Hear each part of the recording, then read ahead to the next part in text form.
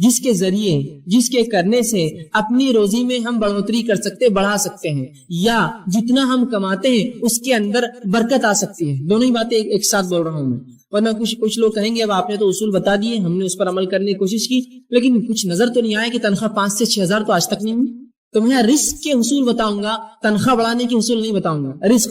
رزق میں اولاد بھی شامل ہے، اچھی صحت شامل ہے، دنیا کی نعمتیں اور مال بھی شامل ہے۔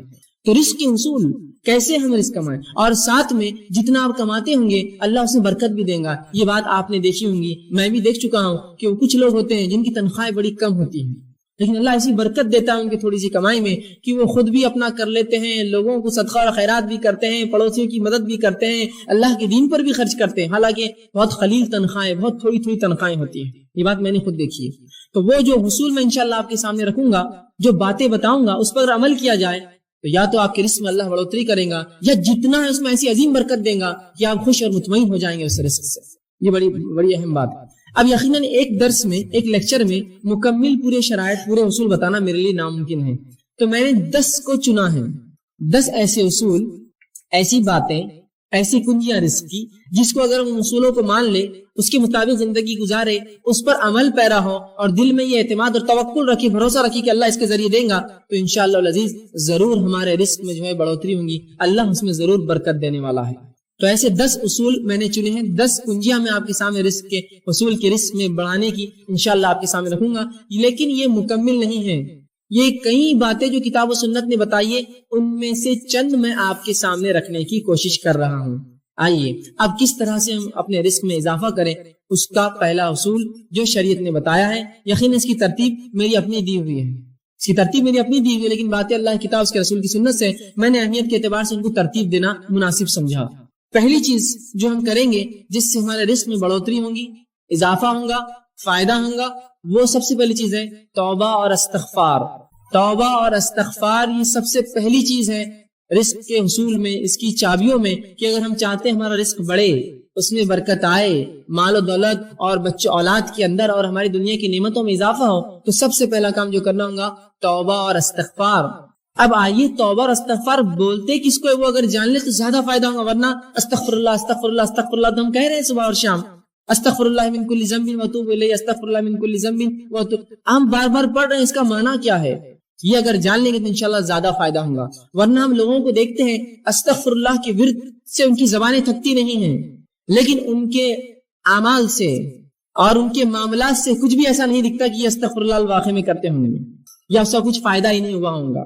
ہم لوگ یہ سمجھتے ہیں شریعت نے جو استغفر اللہ کہنے کا حکم دیا کہ اس کے پڑھنے سے گناہ معاف ہوتے ہیں، تو ہم کو لگا کہ یہ استغفار اس لیے پڑھا جائے کہ گناہ کرو، اس لیے تو معاف ہوتے ہیں، تو ہم گناہ کرتے ہیں اور پھر استغفار پڑھتے ہیں۔ استغفار تو اس لیے جو گناہ ہو جائے اس کی معافی ملتی ہے، تو ہم سمجھتے نہیں کرنے کے لیے پڑھنا ہے ہم کو، کہ اب جو ہو گئے کرو اور پڑھو اور کرو اور پڑھو، جو ہو جائے اس کے لیے ہے۔ اور استغفار صرف الفاظ نہیں ہے، اس سے انسان کے معاملات بھی چھلکی کہ واقعی میں یہ توبہ کر چکا ہے، توبہ کرتا ہے، اس سے اس کے اعمال میں لگے کہ واقعی میں اس نے اپنی زندگی کی روش بدل دی، استغفار کرتا ہے۔ توبہ استغفار جس کو کہتے ہیں، یہ توبہ اس کا معنی ہوتا ہے۔ تو توبہ اور استغفار صرف الفاظ نہیں، یاد رکھیے۔ علامہ جو ہے راغب اصفہانی اور امام نووی رحمہ اللہ توبہ کے لیے چند شرائط لکھتے ہیں۔ توبہ کے لیے وہ لوگ کہتے ہیں کہ 4 شرائط ہے، ان شرائط کو جب پورا کیا جائے گا تب استغفار ہوا، تب اصل توبہ ہوئی۔ آئیے پہلی شرط وہ لکھتے ہیں، وہ یہ ہے کہ گناہوں کو ان کی برائی کی وجہ سے انسان چھوڑے، گناہوں کو ان کی برائی کی وجہ سے انسان چھوڑے۔ اس لیے گناہ نہ چھوڑے کہ اب بچیاں بڑی ہوگی، شادی کا مسئلہ آئے گا، اگر باپ گناہ گار رہیں گے تو بچوں کو نکاح کے پیغام نہیں آئیں گے، نہیں، اس لیے نہ چھوڑے۔ گناہوں کو ان کی برائی کی وجہ سے انسان چھوڑے، اس سے استغفار اور اس سے توبہ کرے۔ یہ نہیں کہ اب تو مجبوری ہے کہ اب مجھے گناہ چھوڑنا ہے، تو گناہوں کو ان کی برائی کی وجہ سے ترک کرے۔ اور پہلی شرط اپنی غلطی پر نادم ہو، گناہوں کو چھوڑنے کا ارادہ کیا، ان کی برائی کی وجہ سے اپنے گناہوں پر نادم ہوا کہ مجھ سے یہ گناہ ہوا۔ دوسرا وہ لکھتے ہیں آئندہ نہ کرنے کا عزم کیا، اب انشاءاللہ آئندہ میں وہ گناہ نہیں کروں گا۔ تیسری شرط اگر بندوں کا معاملہ تھا تو وہ لے جا کر اس معاملے کو واپس کر دے، بندوں کا آپس میں کچھ مال لے لیا تھا، جائیداد لے لی تھی، زمین لے لی تھی، کچھ ایسا کام کیا تھا جو بندوں کا معاملہ تھا، اس معاملے کو جتنا ہو سکے لوٹا دے اس بندے کو جا کر۔ اور چوتھا وہ کہتے ہیں، بلکہ پہلی شرط وہی تو میں نے پہلے آپ سے کہی کہ گناہوں کو ان کی معصیت کی وجہ سے چھوڑے، دوسرا گناہوں پر نادم ہو، تیسرا جو ہے گناہوں کو جو ہے پھر دوبارہ نہ کرنے کا عزم کرے، اور چوتھا اگر حقوق العباد بندوں کا معاملہ ہو تو اس معاملے کو اس چیز کو واپس لوٹا دے۔ یہ ہے استغفار، یہ ہے توبہ۔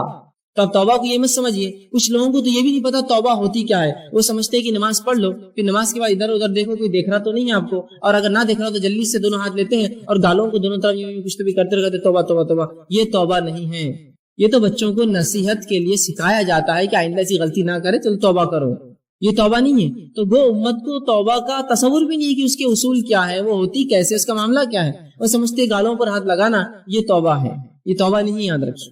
تو توبہ کی 4 شرائط ہے استغفار کی۔ آئیے اب جو استغفر اللہ یا استغفار ہے، یہ حصول رزق کا ذریعہ ہے، یہ کرنے سے رزق میں اضافہ ہوتا ہے۔ اس کے دلائل کیا ہیں؟ آئیے ہم قرآن سے دیکھتے ہیں۔ اللہ رب العزت قرآن میں فرماتا ہے، سورہ نون سورہ نمبر 71 اور آیت نمبر 10 سے لے کر 16 میں اللہ فرماتا ہے اور کہتا ہے، فَقُلْتُ اسْتَغْفِرُوا رَبَّكُمْ إِنَّهُ كَانَ غَفَّارًا۔ پھر آگے فرماتا ہے، يُرْسِلِ السَّمَاءَ عَلَيْكُمْ مِدْرَارًا وَيُمْدِدْكُمْ بِأَمْوَالٍ وَبَنِينَ وَيَجْعَلْ لَكُمْ جَنَّاتٍ وَيَجْعَلْ لَكُمْ أَنْهَارًا۔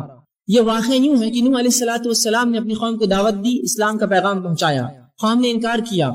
اس کے بعد اللہ رب العزت کے سامنے نوح علیہ السلام جاتے ہیں اور کہتے ہیں، اے اللہ یہ رپورٹ ہے میری، یہ کنکلوژن ہے میرا اس قوم کے تعلق سے کہ اے میرے رب، انہوں نے کہا فَقُلْتُ اسْتَغْفِرُوا رَبَّكُمْ إِنَّهُ كَانَ غَفَّارًا، اے اللہ میں نے اس قوم کو بار بار کہا، اے میری قوم اپنے رب سے توبہ کرو اپنے شرک اور گناہوں کی وجہ سے، یقیناً وہ تم کو معاف کرنے والا ہے۔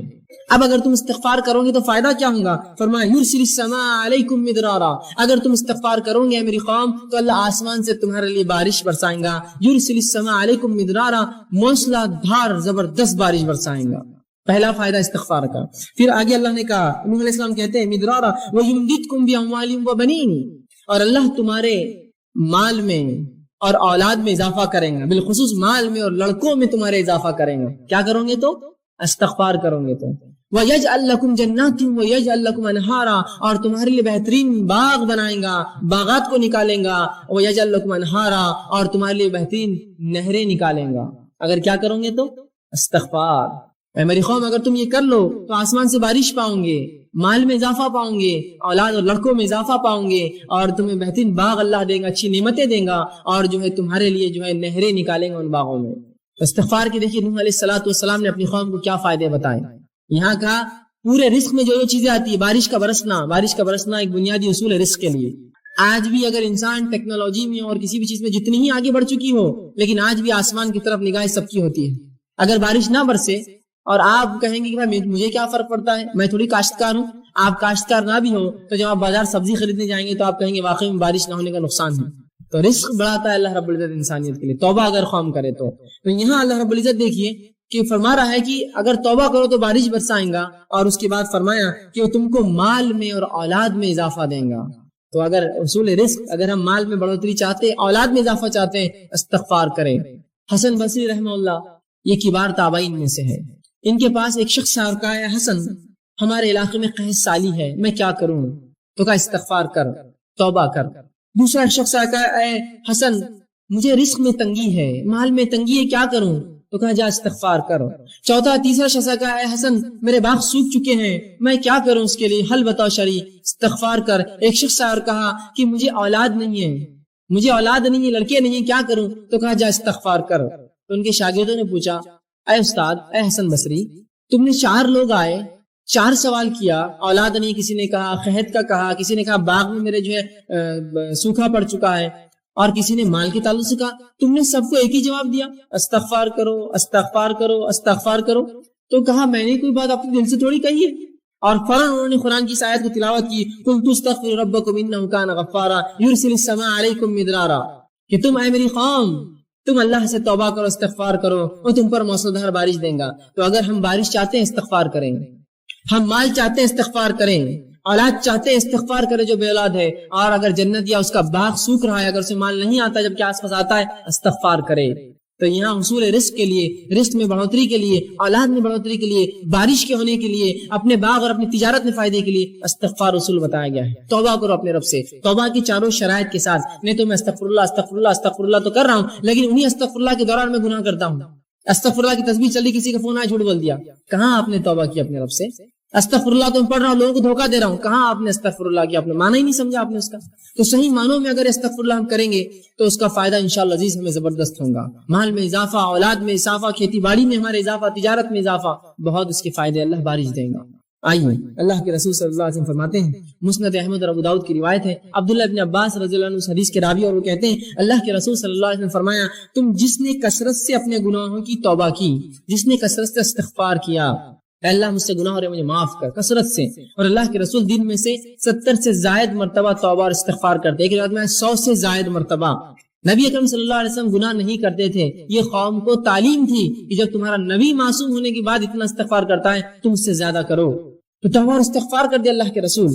تو کہا کہ جو کثرت سے اللہ سے اپنے گناہوں کی توبہ کرے، استغفار کرے، پہلا فائدہ اللہ اس کو ہر غم سے نجات دیں گا، اللہ اس کو ہر غم سے، کس کو آج غم نہیں اور پریشانی نہیں، غم اور پریشانی سے نجات چاہیے، استغفار کرے۔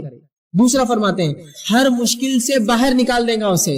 توبہ کی فائدے تو دیکھیے آپ، ہم تو رزق کے اصول دیکھ رہے ہیں لیکن فائدے دیکھیے، غم سے نکال دیں گا، مشکلات کو دور کر دیں گا اور اس کو باہر نکال دیں گا۔ تیسرا فرمایا وہاں سے رزق دیں گا جہاں سے سوچا بھی نہیں ہوگا، اس کے گمان بھی نہیں ہوگا مجھے رزق ملے گا، اور رب اس کو وہاں سے رزق اٹھا کر دے دے گا۔ کس وجہ سے؟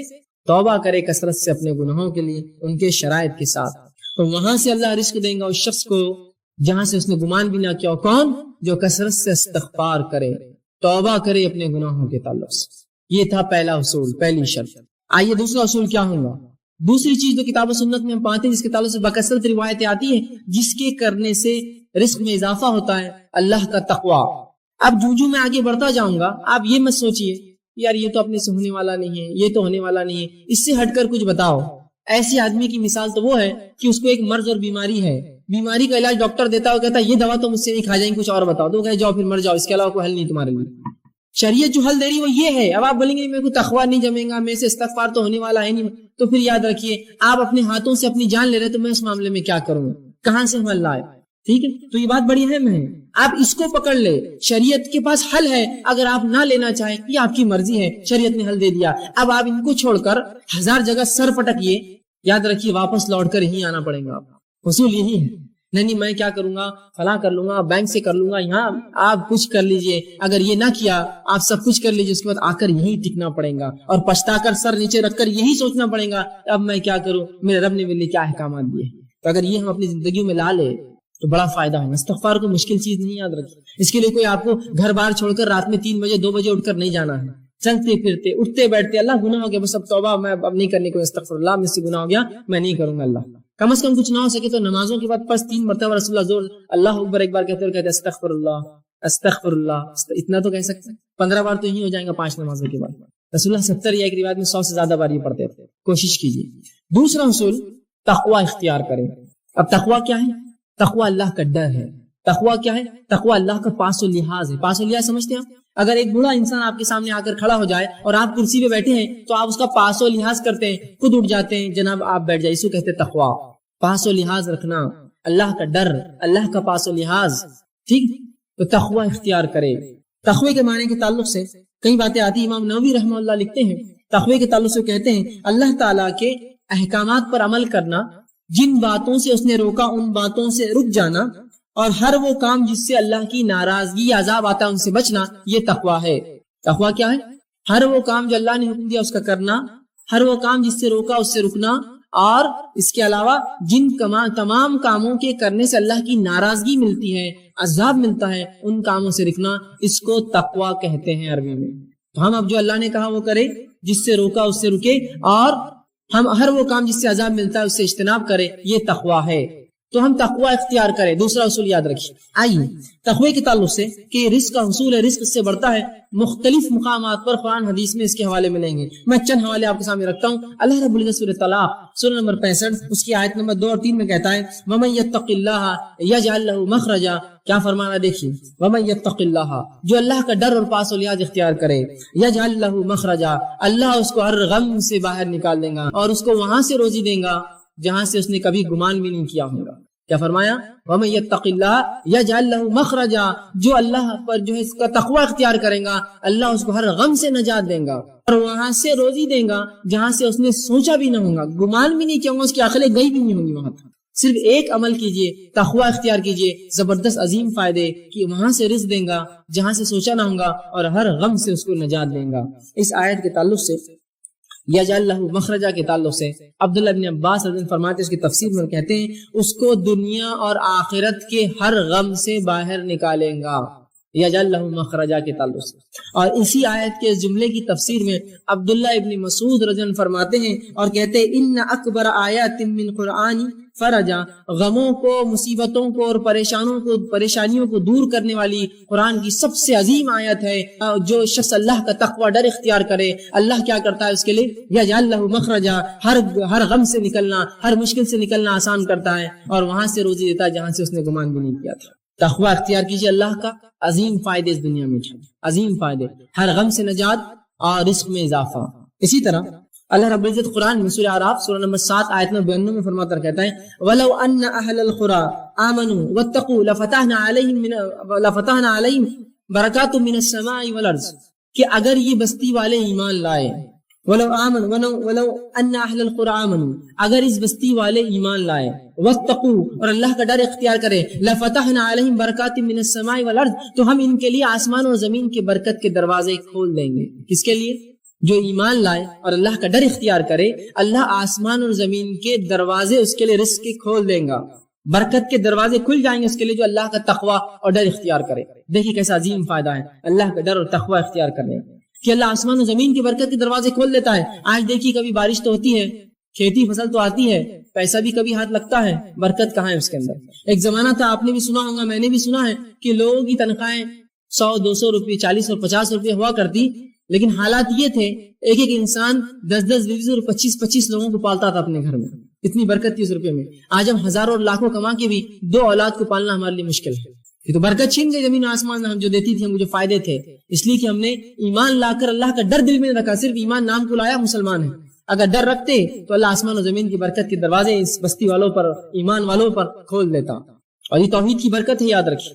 اور جس قوم نے توحید کو اپنایا، اللہ نے اس کے لیے زمین و آسمان کے دروازے برکت کے کھول دیے. اس کے نمونے آپ دیکھ سکتے ہیں ان قوموں کے تعلق سے جو قومیں کسی زمانے تک پستی میں رہی، اور اس کے بعد اللہ رب العزت نے ڈر اختیار کیا اور توحید پر آئی. اللہ رب العزت نے زمینوں کے نیچے سے خزانے ان کے لیے کھول دیے. جب انہوں نے اللہ کا ڈر اور تقوی اختیار کیا اور توحید پر اڑ گئے تو اللہ نے ایسی جگہ سے روزی دی جہاں سے گمان بھی نہ کی ہوں گی. کس نے گمان کیا تھا؟ ان علاقوں کو جن کو بنجر زمین اور چٹیل ریگستان مانا جاتا تھا کہ اس کی زمین کے نیچے سے سونا اگلیں گی وہ زمینیں اور پیٹرول کی شکل میں مادے نکل رہے ہیں. آج دنیا اس کا فائدہ اٹھا رہا ہے، ممالک اس کا فائدہ اٹھا رہے ہیں. کبھی کیا گمان میں کیا ہوگا ان ممالک نے کہ زمین کے نیچے اللہ نے ان کے لیے ایسے رزق رکھے؟ تو توحید کی برکت ہے، یاد رکھیں. جو قوم توحید پر آ جائیں گی اللہ آسمان و زمین کے دروازے کھول دیں گا. وہاں کھول دیے ان کے لیے. یہ فائدہ ہوتا ہے بستی والوں کو کہ اگر وہ ایمان لائے، جیسا حق ہے، تقوی اختیار کرے اللہ کا، تو ایسی جگہ سے رزق دیتا ہے گمان نہ کیا ہوں گا، اور آسمان زمین کی برکت کے دروازے ان کے لیے کھول دیتا ہے. تو یہ بڑی اہم چیزیں یاد رکھیں، اللہ کا ڈر اور تقوی اختیار کریں. اسی طرح عبداللہ ابن عباس رضی اللہ عنہ فرماتے ہیں اور کہتے ہیں اس آیت کے تعلق سے اس کی تفسیر میں کہتے ہیں لَوَسَّعْنَا عَلَيْهِمُ الْخَيْرَ وَيَسَّرْنَاهُ لَهُم مِّن كُلِّ جَانِبٍ، کہ اس آیت کے تحت جو بات سمجھ میں آتی وہ یہ ہے کہ ہم ان کے لیے خیر کو عام کر دیتے ہیں. زمین آسمان اور زمین کی جو برکت کے دروازے کھول دیے جاتے ہیں، اس کا معنی وہ کہتے ہیں عبداللہ ابن عباس رضی اللہ عنہ کہ اس کا معنی یہ ہے کہ اللہ ان کے لیے جو ہے ہر جانب خیر عام کر دیتا ہے اور اس کو حاصل کرنا ان کے لیے آسان کر دیتا ہے.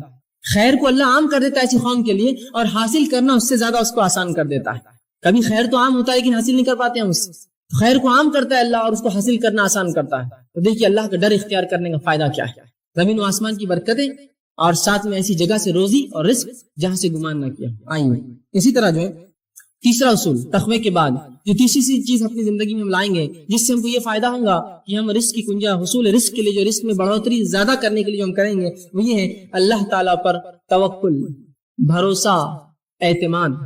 آج مسلمان کو جب بھی رزق کی تنگی آتی ہے، رزق کی کمی ہوتی ہے، چاہے اولاد کی شکل میں، باغات یا مال تجارت میں گھاٹے کی شکل میں، یا اسی طرح جو ہے اور بھی قسم کی کوئی تکلیف آتی ہے، وہ سب سے پہلے غیر اللہ کے پاس بھاگتا ہے اللہ پر توکل چھوڑ کر اور ان سے مانگتا ہے کہ مجھے دو.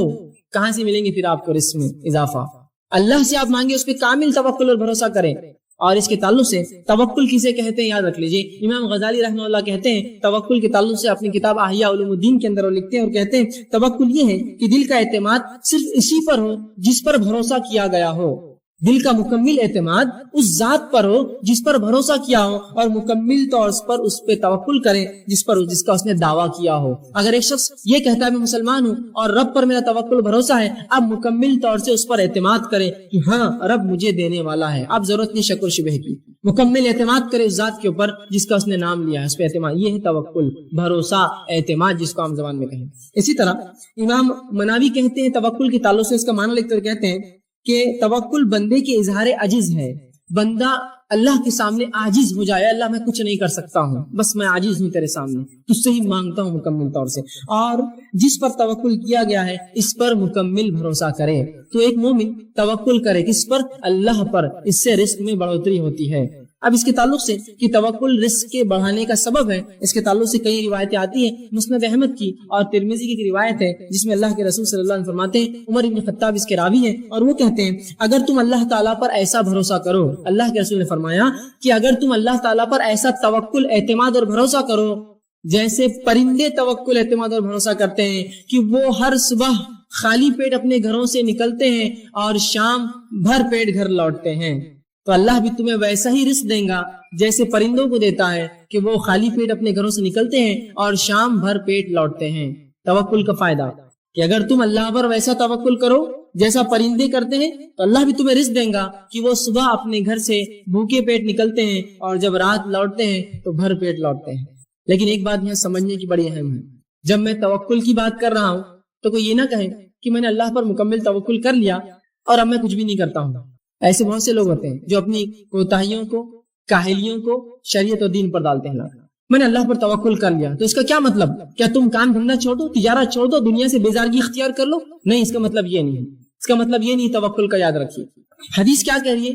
پرندے گھر سے نکلتے ہیں، خالی پیٹ نکلتے ہیں اور بھر پیٹ لوٹتے ہیں، تو یہاں کوشش کرنا ہے۔ پرندے گھونسلوں میں بیٹھ کر توکل نہیں کرتے ہیں کہ اللہ دے گا، پرندے اپنے گھروں سے نکلتے ہیں، رسول اللہ فرماتے ہیں، اور شام بھر پیٹ لوٹتے ہیں۔ آپ بھی اللہ پر بھروسہ کیجئے، گھر سے نکل جائیے، انشاءاللہ رب تم ہم کو جو ہے ضرور روزی دیں گا اور شام ضرور بھر پیٹ لوٹیں گے۔ لیکن پرندے جو ہوتے ہیں ان کا معاملہ تھوڑا انسانوں سے مختلف ہوتا ہے، یہ بھی بتا دوں۔ پرندے سیدھے جا کر رزق لے لیتے ہیں، انسانوں کو رزق حاصل کرنے کے لیے نوکری، تجارت، کاروبار کرنا پڑتا ہے، دکانوں میں جانا پڑتا ہے اور اسی طرح مختلف مقامات پر جانا پڑتا ہے کمانے کے لیے۔ پرندوں کا تھوڑا رزق الگ ہے، ہم سے مختلف ہے، وہ سیدھے رزق کو اٹھا لیتے ہیں، جا کر پھل اناج کھا لیتے ہیں، ہم تو ویسا نہیں کر سکتے۔ ظاہر سی بات ہے ہمارا توکل ویسا ہوگا کہ ہم گھروں سے نکلیں گے، کچھ نہ ہو تو ایک دکان والے کے پاس جائیں گے، کہیں گے بھائی آج کچھ ہم مالی کو دے دو، میں بھیک تو نہیں مانگ سکتا، میں کام کر کے کما لوں گا آج شام تک۔ نکلے تو صحیح، تو ہمیں کالج، اسکول اور مکاتب، اسی طرح جو ہے اپنے آفیسز اور جو ہے اپنی کام کی جگہوں پر جانا پڑے گا، تب ہم جو ہے شام بھر پیٹ لوٹیں گے، یہ مانا ہے۔ ورنہ کوئی کہے میں نے اللہ پر توکل کر لیا، بس میرا پورا اعتماد ہے کہ اللہ مجھے دینا چاہے گا تو دیں گا، نہیں تو نہیں، میں گھر میں ہی رہوں گا، تو ایسا انسان یاد رکھیے اگر جو ہے کسی ایسے جھاڑ کے نیچے بھی لیٹا جہاں بہت زیادہ پھل پک کر گرتے تب بھی پھل بہت مشکل سے اس کے منہ میں آ کر گرے گا، یہ توکل نہیں، یہ توکل نہیں، ٹھیک ہے۔ تو توکل کا معنی یہ ہے کہ آپ کوشش کریں اللہ پر بھروسہ رکھتے ہوئے، اللہ ضرور آپ کو رزق دیں گا، کوشش کریں۔ تو اس کا مطلب یہ نہیں آپ کوشش چھوڑ دیں، اور کیوں نہ ہو، اللہ سورۃ طلاق صلی آیت نمبر 3 میں فرماتا ہے وَمَن يَتَوَكَّلْ عَلَى اللَّهِ فَهُوَ حَسْبُهُ، جو اللہ پر بھروسہ اور اعتماد کرتا ہے اللہ سے کافی ہو جاتا ہے، اللہ اس کے لیے کافی یاد رکھتا ہے۔ لیکن کوشش یہ زیادہ ضروری ہے، شک اور شبہ میں نہ پڑے آپ، ورنہ بہت سے لوگ ہوتے ہیں کہتے ہیں بھائی کیوں محنت کر رہے ہو، مشقت کر رہے ہو، بس اللہ اللہ کرتے رہو، جتنا دینا اللہ دیں گے۔ ارے بھائی کوشش ضروری ہے، کوشش کے بعد تمام چیزیں ہیں، ٹھیک۔ اللہ کے رسول صلی اللہ علیہ وسلم کے پاس ایک شخص آیا، ابن حبان کی روایت ہے، عمرو بن امیہ رضی اللہ راوی ہے، وہ کہتے ہیں کہ رسول اللہ صلی اللہ علیہ وسلم کا ایک شخص آیا اور اس نے کہا اللہ کے رسول میں اپنی اونٹنی کو کھلا چھوڑ دیتا ہوں اور اللہ پر توکل کرتا ہوں، بھروسہ کرتا ہوں۔ رسول اکرم نے کہا نہیں، تو اس کے گھٹنے کو پہلے باندھ دے پھر اللہ پر توکل کر۔ سمجھے آپ توکل کا معنی؟ تو کوشش کر لے اس کو بچانے کی، کیوں بھاگ کر نہ جائے، پھر اللہ پہ بھروسہ کر۔ تو اونٹنی کو کھلا چھوڑیں گے اور اللہ پہ بھروسہ کریں گے تو بھاگ جائیں گے، پھر تو جو تیرے ماتحت کوشش ہے وہ کر لے کہ اونٹنی کے گھٹنے کو باندھ دے، پیر کو باندھ دے، پھر اللہ پر بھروسہ کر، پھر انشاءاللہ العزیز جو ہونا ہے وہ اللہ کرے گا۔ لیکن یہ نہیں کہ آپ کو کوشش نہ کرو، کہیں میں نے اللہ پر توکل کر لیا، اب اللہ میرا رزق میرے گھر میں بھیج دیں گا، بیٹھا رہوں گا، ایسا نہیں ہونے والا۔ یاد رکھیں پرندے نکلتے ہیں اللہ پر بھروسہ کر کے، شام بھر پیٹ لوٹتے ہیں۔ نکلیے، کوشش کیجئے، جائیے تو یہ معاملہ ہوگا۔ لیکن ہمارے پاس ایک عجیب مسئلہ ہے، ہم نے کام کو چھوٹے اور بڑے معاملوں میں تقسیم کر دیا، چھوٹے کام اور بڑے کام۔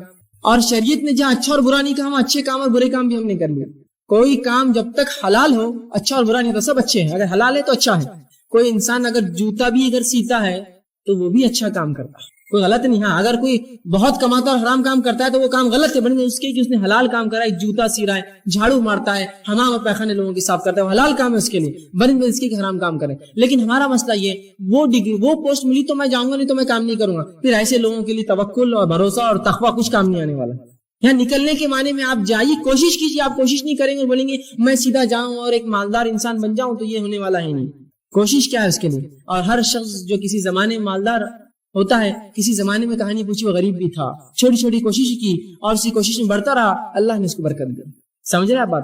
تو کوشش کیجیے، چاہے کام کوئی بھی ملے، حلال ہے کرنے میں شرمائیے مت، بڑھ جائیے آگے، اس کو بڑھ کر کیجیے. انشاءاللہ عزیز آپ کو دنیا اور آخرت کے فائدے ہوں گے انشاءاللہ. ٹھیک ہے. چوتھی چیز جو ہم کو کرنا پڑیں گے رزق کو بڑھانے کے لیے وہ ہے صلہ رحمی. صلہ رحمی بڑی اہم چیز ہے، یاد رکھیے. صلہ رحمی کا معنی ہوتا ہے رشتوں کو جوڑے رکھنا، رشتوں کو جوڑے رکھنا. ٹھیک ہے. حافظ ابن حجر اسقلانی رحمہ اللہ وہ لکھتے ہیں اس کے تعلق صلہ رحمی کے تعلق سے، اور کہتے ہیں کہ صلہ رحمی سے مراد رشتہ داری ہے، اور رشتہ دار سے مراد وہ لوگ ہیں جن میں باہمی نسبتی تعلق ہو، چاہے پیدائش سے تعلق بنا ہو، چاہے نکاح سے تعلق بنا ہو، نسبتی اس سے تعلق ہو، چاہے پھر وہ وارث ہو یا نہ ہو، محرم ہو یا نہ ہو، وہ اس کا رشتہ ہے. مثال کے طور پر کچھ لوگ وارث ہوتے ہیں رشتہ دار، مثال کے طور بیٹے اور بیٹیاں یہ وارث ہیں اور ساتھ میں محرم بھی. لیکن کچھ لوگ غیر محرم بھی ہوتے ہیں جو آپ کے رشتہ دار ہوتے ہیں، آپ کی جو ہے چچیری بہنیں اور پھپھیری بہنیں اور خلیری بہنیں، وہ آپ کی محرم نہیں لیکن رشتہ دار ہے. تو یہ تمام رشتے جو انسان پیدائش سے لاتا ہے اور تمام رشتے جو اس کے نکاح کی بات بنتے ہیں، یہ ہے اس کے رشتہ دار. اور ان سے صلہ رحمی کرنا، رشتوں کو جوڑے رکھنا، خامو خواہ کے نہیں توڑنا. لیکن آج ہم دیکھتے ہیں لوگ خطا رحمی کرتے ہیں، رشتوں کو توڑ دیتے ہیں آسانی سے. چچا ہے بات نہیں کرتا، یہ ہے بات نہیں کرتا، ان کے پاس جاتا نہیں، ان سے ملتا نہیں، ان کے پاس کھاتا نہیں. رشتے مت توڑیے خام خواہ کے. صلہ رحمی کے آئیے فائدے سن لیجیے. اللہ کے رسول صلی اللہ علیہ وسلم فرماتے ہیں، جو ہے بخاری کی روایت ہے، ابو ہریرہ رضی اللہ عنہ اس حدیث کے راوی کہتے ہیں آپ صلی اللہ علیہ وسلم فرمایا، جو شخص اپنے رزق میں کشادگی چاہتا ہے اور اپنی عمر میں اضافہ چاہتا ہے وہ صلہ رحمی کرے. جو شخص اپنے رزق میں کشادگی، روزی میں بڑھوتری چاہتا ہے اور عمر میں برکت اور اضافہ چاہتا ہے وہ صلہ رحمی کرے، رشتوں کو باقی رکھے، خام و خواہ رشتے نہ توڑے. آئیے دوسری روایت، انس بن مالک رضی اللہ عنہ فرماتے ہیں، بخاری کی روایت ہے، فرماتے ہیں رسول اللہ نے کہا جو شخص یہ چاہتا ہے کہ اس کے رزق میں وسعت ہو، کشادگی ہو اور عمر میں بڑھوتری اللہ بڑھائے تو وہ صلہ رحمی کرے، رشتوں کو باقی رکھے، خام و خواہ رشتے نہ توڑے. اسی طرح مسند احمد اور ترمذی کی ایک روایت ہے جس میں اللہ کے رسول فرماتے ہیں، ابو ہریرہ رضی اللہ عنہ حدیث کی بھی راوی ہے، وہ کہتے ہیں اللہ کے رسول نے فرمایا اپنے خرابت داروں کے تعلق سے معلومات حاصل کیا کرو، اپنے رشتہ داروں کے بارے میں معلومات لیا کرو. اس لیے کیا فرماتے ہیں، تاکہ تم صلہ رحمی کر سکو، تاکہ ان سے رشتے باقی رکھ سکو. بلا شبہ، بغیر شک کے صلہ رحمی سے خاندان میں محبت، صلہ رحمی کرنے سے خاندان میں محبت، مال میں کثرت اور عمر کے اندر اضافہ ہوتا ہے. صلہ رحمی کرنے سے خاندان میں محبت، مال میں کثرت اور کیا ہوتا ہے، عمر میں اضافہ ہوتا ہے. تو ہمیں بھی چاہیے ہم صلہ رحمی کریں. اسی طرح طبرانی کی ایک روایت ہے جس میں آپ صلی اللہ علیہ وسلم فرماتے ہیں اور صلہ رحمی کا ایک ایسا عظیم فائدہ بتاتے ہیں. حضرت علی رضی اللہ عنہ حدیث کے راوی وہ کہتے ہیں جو شخص اس بات کو پسند کرے کہ اس کی عمر میں اضافہ ہو اور اس کے رزق میں وسعت ہو اور اس سے بری موت سے اللہ بچا لے اور دور کر دے وہ صلہ رحمی کرے.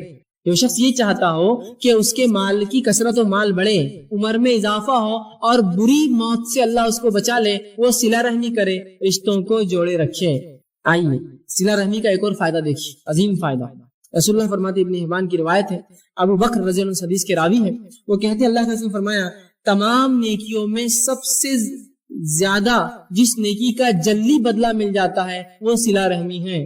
تمام نیکیوں میں سب سے جلدی جس نیکی کا بدلہ ملتا ہے وہ صلہ رحمی ہے. اور پھر فرماتے ہیں جس کا ثواب حاصل ہوتا ہے صلہ رحمی سے ملتا ہے. یہاں تک کہ جب کسی برے خاندان کے لوگ، نیک نہیں ہے، برے لوگ، برے خاندان کے لوگ اپنے رشتہ داروں سے صلہ رحمی کرتے ہیں تو اللہ تعالیٰ ان کے مالوں کو بڑھا دیتا ہے. کیا فرما رہے ہیں؟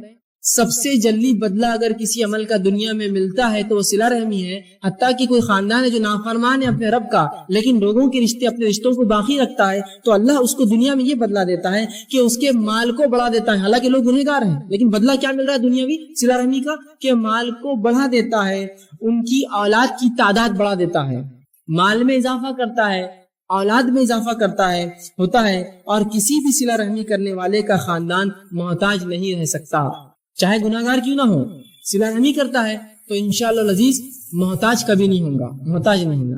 آج کے اس دور میں ہم سمجھتے ہیں خطا رحمی کرنے سے محتاجی دور ہوگی، ہے نا، ارے یار رشتے رکھیں گے تو مانگنے آ جائیں گے، رشتے دار مانگیں گے، پیچھے یہ کریں گے، رشتے توڑ دو، توڑیں گے تو نہیں، رشتے جوڑیے، اضافہ ہوگا رزق میں، اولاد میں اضافہ ہوگا، اور سب سے جلدی بدلہ اگر کسی نیکی میں ملتا ہے تو وہ صلہ رحمی یاد رکھیے، تو صلہ رحمی میں آگے بڑھیے، رشتوں کو جوڑیے۔ پانچواں اصول جس پہ ہم عمل کرنے کی کوشش کریں گے، جس سے رزق میں اضافہ ہوتا ہے، وہی ہے اللہ تعالیٰ کی راہ میں خرچ کرنا، اللہ تعالیٰ کی راہ میں خرچ کرنا، اللہ نے جو مال دیا ہے۔ اب دیکھیے ایک بات، جب بھی خرچ کرنے کی بات آتی ہے تو لوگ مالداروں کی طرف دیکھتے ہیں، بھائی تمہارے لیے بات ہے، ہمارے لیے تو نہیں، ایسا ہوتا ہے۔ جب بھی خرچ کرنے کی بات آئی، بھائی یہ تو تمہارے لیے، ہم تو اس سے بری ہیں، بری نہیں ہے کوئی بھی اس سے۔ ایک آدمی جو دن بھر میں 10 روپے کماتا ہے، ایک آدمی جو دن بھر میں 10 روپے کماتا ہے، اگر وہ بھی اللہ کی راہ میں روپیہ خرچ کرے تو اس کو کبھی کبھار اس شخص سے زیادہ اجر ملتا ہے جو لاکھوں روپیہ خرچ کرے، معلوم ہے؟ اسی طرح اسی تعلق سے ایک حدیث رسول نے فرمائی، ایک شخص نے 1 درہم خرچ کیا اور ایک نے 1000 درہم خرچ کیا، دونوں برابر ہے۔ یہ ایک روایت میں فرمایا ایک شخص نے 1 درہم خرچ کیا، ایک نے 1000 کیا، یہ ایک والا 1000 پر فوقیت پا گیا۔ صحابہ نے کہا اللہ کے رسول 1 درہم اور 1000 کیسے برابر ہوں گے دونوں خرچ کرنے والے؟ تو کہا ایک شخص نے 1 درہم کما 2 درہم کمایا، ایک اللہ کی راہ میں خرچ کر دیا، یہ برابر ہوگا اس مالدار کی جس نے 1000 خرچ کیے۔ مطلب یہ حدیث جو بتا رہی ہو یہ فیصد، پرسنٹیج۔ اگر میں روز دن بھر میں 1,00,000 روپیہ کماتا ہوں تو کیا میں 50,000 خرچ کرنے کا دل ہے میرا؟ لیکن وہیں اگر ایک غریب دن میں 10 روپے کماتا اور دیکھتا میرا پڑوسی ایک انسان اس کو آج کچھ بھی کمائی نہیں، لے 5 تیرے اور 5 میرے، آدھی تنخواہ اللہ کی راہ میں خرچ کر دی اس نے، کیا ثواب ہے اس کا؟ اللہ تعالیٰ فیصد میں اجر دیں گا، ظاہر سی بات ہے اس کی تنخواہ اس کو ملا ہی 10 روپے تھا اور 5 خرچ کر دیے، سبحان اللہ، تو 50% خرچ کیا، اجر فیصد سے ملنے والا ہے بھائی۔ یہ مت سمجھیے آپ کی بھائی تو میں تو زندگی بھر میں تو 1 لاکھ ہی کمایا، کیا خرچ کیا ہوں گا میں نے؟ نہیں، آپ کا فیصد کیا تھا بھائی؟ اگر لاکھ میں سے 25,000 خرچ کیے تو آپ نے 25% دولت اللہ کے نام میں خرچ کر دی۔ اور کبھی کبھار مال و دولت والوں کو اتنی توفیق نصیب نہیں ہوتی کہ فیصد میں اپنے مال سے نکالے، تو آپ یہ مت سمجھیے کہ خرچ آئے تمہیں مالدار تم لوگ دیکھو، نہیں، ہر آدمی خرچ کرے گا۔ ایک جذبہ پیدا کیجیے اپنے اندر خرچ کرنے کا اللہ کے نام میں، کہ اگر میں 10 روپیہ دن میں کماتا ہوں، کوشش کروں کہ 1 روپیہ خرچ کروں جو کہ 10% میرے مال کا اور کمائی کا ہوگا، اللہ یقیناً اجر دیں گا۔ خرچ کیجیے اللہ کی راہ میں، جذبہ پیدا کیجیے۔ مالداری اور غریبی خرچ میں آگ نہیں بنتی، اصل چیزیں نیت ہے جو خرچ میں آڑ بنتی ہے۔ اصل غنا اللہ کے رسول فرماتے ہیں اصل مالداری دل کی مالداری ہے، دل سے مالدار ہو آدمی، مال سے نہیں۔ ایک آدمی تو مال سے کروڑپتی ہے لیکن بازو والے کے پیسے پہ اس کی نظر رہتی جب وہ نوٹا نکالتا ہے، اور ایک آدمی غریب ہے لیکن اس کو کسی کے مال کے اوپر اس کی نظر نہیں ہے، اللہ اس کو دے رہا، وہ کما رہا، میں اپنا کما رہا ہوں۔ تو غنا مالداری تو اصل دل کی مالداری ہوتی ہے، پیسے اور نوٹوں سے انسان مالدار نہیں ہوتا۔ کبھی تو کچھ لوگ پیسے کما کے اور غریب بن جاتے ہیں کہ پہلے جو ہے کھاتا پیتا تھا، اب پیسے خوب کما رہا تو اب صرف چنے پہ گزارا کرتا ہے، اس لیے کہ وہ اور جمع کرتا ہے۔ تو غنا دل کا ہوتا ہے، مالداری دل سے ہوتی ہے، دل سے مالدار بنیے، اللہ کی راہ میں خرچ کیجیے، اللہ دیتا ہے، یاد رکھیں۔ اور ایسے لوگوں کی مثالیں میں آپ کو دے سکتا ہوں جنہوں نے اپنی زندگی میں چھوٹے چھوٹے کام کیے اور اللہ کی راہ میں ایسا پیسہ خرچ کیا کہ انہوں نے بڑی بڑی مساجدیں بنائی۔ ایسی واقعی بعید نہیں، اگر آپ نے نہ دیکھی ہوتے ایک الگ بات ہے، نہ سنی ہوتے الگ بات ہے، کہ لوگوں نے ہماریاں کی اور اپنے مال و دولت سے زمینیں خریدی ان پیسوں سے، اور اس پر مسجدیں تعمیر کی اپنے روپے اور پیسے سے۔ ایک صاحب کو تو میں بھی جانتا ہوں جنہوں نے اپنی زندگی بھر جو ہے پھگے بیچے، بلونز، اور ایک مسجد انہوں نے تعمیر کی اس کمائی کے اوپر۔ تو خرچ کرنے والا دل سے مالدار ہو تو خرچ کرتا ہے، اب دل سے ہی غریب ہو تو پھر اس کے لیے بہت مسئلہ ہے۔ اللہ جتنا دے، ایک عہد کے برابر دیا تو دوسرے کی توقع کریں گا، دوسرے عہد کے برابر سونا دیا تو تیسرے کی توقع کریں گا، اس کی خواہش بننے والی۔ تو خرچ کیجیے اللہ کے راہ میں، جذبہ پیدا کیجیے، اس کا بڑا فائدہ ہے۔ اب اللہ کے راہ میں خرچ کرنے کا کیا معنی ہے؟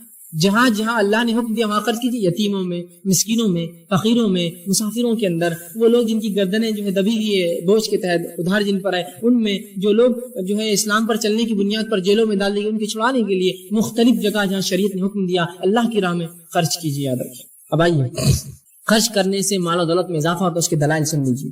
اللہ رب العزت سورہ سبا سورہ نمبر 34 آیت 39 میں فرماتا اور کہتا ہے وَمَا أَنفَقْتُم مِّن شَيْءٍ فَهُوَ يُخْلِفُهُ، اور آگے فرماتا ہے وَهُوَ خَيْرُ الرَّازِقِينَ، تم جو کچھ اللہ کی راہ میں خرچ کرو گے اللہ اس کو لوٹا دے گا، اور اللہ خیر رزق دینے والا ہے۔ کیا فرمایا؟ تم جو کچھ اللہ کی راہ میں خرچ کرو گے اللہ اس کو لوٹانے والا ہے، یخلفہ، تم کو واپس پلٹائیں گا اللہ وہ چیز۔ سبحان اللہ، اندازہ لگائیے دنیا میں اگر ہم کسی پر خرچ کریں، اس کی حیثیت مرتبہ استطاعت کے مطابق خرچ کرتے ہیں کہ یار جتنا خرچ کریں گے اتنا ریٹرن بھی ملے گا، یہ آدمی کی حیثیت زیادہ ہے نا. اندازہ لگائیے لوگ اللہ کے راہ میں خرچ کر کے سوچتے ہیں ہم غریب بن جائیں گے. ارے کیسے تم غریب بنو گے؟ تم سوچو تو صحیح کس کے راستے میں تم پیسہ دے رہے ہو. کیا وہ ذات تم کو غریب رہنے دیں گی اس کے راہ میں خرچ کرنے کی بات؟ کبھی نہیں ہو سکتا. یاد رکھیے جو اللہ کے راہ میں خرچ کرتا ہے اللہ اس کو عظیم نعمت عطا کرتا ہے. یاد رکھیے خرچ کرنے کو جذبہ بنائیے اور یاد رکھیے اللہ کے راہ میں ہم جیسا خرچ کریں گے ویسا اس کا بدلہ بھی ملے گا. آج ہماری ذہنیتیں اتنی کند ہو گئی ہے، اتنی بگڑ چکی ہے کہ سب سے ناقص، سب سے کمزور، سب سے چھوٹا، سب سے ادنا اور سب سے بیکار قسم کی چیز اللہ کے راہ میں ہم خرچ کرتے ہیں. دلائل کی فہرست لا کر گنا سکتا ہوں. میرے گھر کا کام چل رہا ہے اور میرے گھر کی فرشی کیسی ہونا چاہیے، وہ میرے شان و شوکت اور میرے سٹیٹس کے مطابق ہونا چاہیے. وہیں کوئی کہے کہ بھائی اللہ کے راہ میں کچھ اگر آپ دے دیتے، ایک مسجد، ایک مدرسہ یا دینی کچھ کام ہو رہا ہے، ایک فرشی دے دیجئے، تو وہ کہتا ہے کہ فلاں دکان پہ جاؤ، اس کو فون کر کے بولتا ہے 3rd گریڈ کی سب سے ناقص فرشیاں ہو تو نکال کر دے دو، اس لیے کہ مسجد میں لگنا ہے. میرے گھر کا اگر نل ہو تو سب سے اچھا ہو، کروم پالش ہو، پیتل کا ہو، اس لیے کہ لوہے کا ہوتا ہے تو وہ کھلتا نہیں ہے جلدی. اگر مسجد میں کوئی آیا کہ ہمیں نل چاہیے تو بھائی وہ 4, 10, 5 روپے کے لوکھنڈی نل لے لیجئے، جس کو فجر میں لوگ پتھروں سے کھولتے ہیں اس لیے کہ وہ ٹائٹ ہو جاتے ہیں، اس کو مارنا پڑتا ہے کھولنے کے لیے. یہ اللہ کی راہ میں تو تم جو دو گے اس کی راہ میں وہ پلٹا کر اللہ دیں گا. پھر اللہ بھی سب سے ناقص، سب سے فالتو، سب سے ادنا، سب سے بیکار والی چیز ہم کو لوٹا کر دیتا ہے، اس لیے کہ اس کی راہ میں وہی ہم نے دیا ہے. جو دو گے وہ پاؤ گے. ایک آدمی ہے جو مال و دولت میں اچھا امیر آدمی ہے، اس کے اگر وہ آپ کے گھر آیا تو آپ کیسے خرچ کرتے ہیں اس پہ؟ ارے یار اس کی حیثیت بہت ہے، کل اس کے گھر جائیں گے تو اپنے کو ملے گا، کرو خرچ. تو اللہ کی راہ میں خرچ کرنے کو ہوتا جو دنیا کو کھلاتا ہے، جس نے ہم کو دیا اور جو آگے بھی دیں گا، اس کے راہ میں تم ہلکا ہوتے. اور جیب میں جب ہاتھ ڈالتے ہیں، جب اللہ کے راہ میں خرچ کرنے کا معاملہ آیا تو اگر موٹا سکہ آتا ہے تو اس کو چھوڑ کے پتلا ڈھونڈتے ہیں اس کے اندر سے کہ تو یہ موٹا 5 کا ہو گیا ہوں گے، اس کو چھوڑ دو نیچے. لیکن اس سے پتلا اور اس سے چھوٹا اگر کوئی مل جائے تو وہ اللہ کی راہ کے لیے. لیکن وہیں ہزاروں روپیے یا 1000 کی نوٹ جو سب سے بڑی نوٹ ہے آج ہمارے علاقے کے اندر، یہ نوٹ بھی چھوٹی لگتی ہے جب دوستوں کے ساتھ ہوٹلوں میں جاتے ہیں اور بازاروں میں گھومتے ہیں. 1000 روپیے دوستوں کے لیے کیا میں خرچ کر پاؤں گا؟ تو شرمندگی کی بات ہے، صرف 1000 روپے اور میرے 5 دوست میرے ساتھ گھوم رہے ہیں. اور وہیں اللہ کی راہ میں سب سے ناقص. تھوڑا اپنی ذہنیت کو بدلنے کی زبردست ضرورت ہے. اللہ کی راہ میں سب سے اچھا، سب سے بہتر، اس لیے کہ جس کی راہ میں خرچ کر رہا ہوں یوں خلیفہ وہ پلٹانے والا ہے مجھ پر. اور اللہ جب پلٹائیں گا تو بہرحال اس کا کیا معاملہ ہوگا اندازہ لگائیے. ایک مالدار کو آپ نے تحفہ دیا، کیا اس سے آپ وہی تحفے کی امید کرتے ہیں؟ ارے نہیں بھائی، وہ تو اپنی حیثیت کے حساب سے تحفہ لائیں گا آپ کے زبردست. تو اللہ دنیا میں بھی پلٹائیں گا، آخرت میں پلٹانے والا ہے. کہا کہ تم جو کچھ خرچ وما انفقتم من شیء، تم اے مسلمانوں جو کچھ خرچ کرو شیء فهو یخلفہ، اللہ تمہیں لوٹا دے گا، وهو خیر الرازقین، اور وہ بہتر رزق دینے والا ہے. خرچ کیجیے اللہ کے راہ میں، اس کے بڑے ثواب ہے. اسی طرح ابن کثیر رحمہ اللہ اس کی تفسیر کرتے اس آیت کی اور کہتے ہیں تم جو بھی خرچ کرو گے اللہ دنیا اور آخرت میں اس کا بدلہ دے گا. اس کا وہ اس آیت میں وعدہ کر رہا ہے.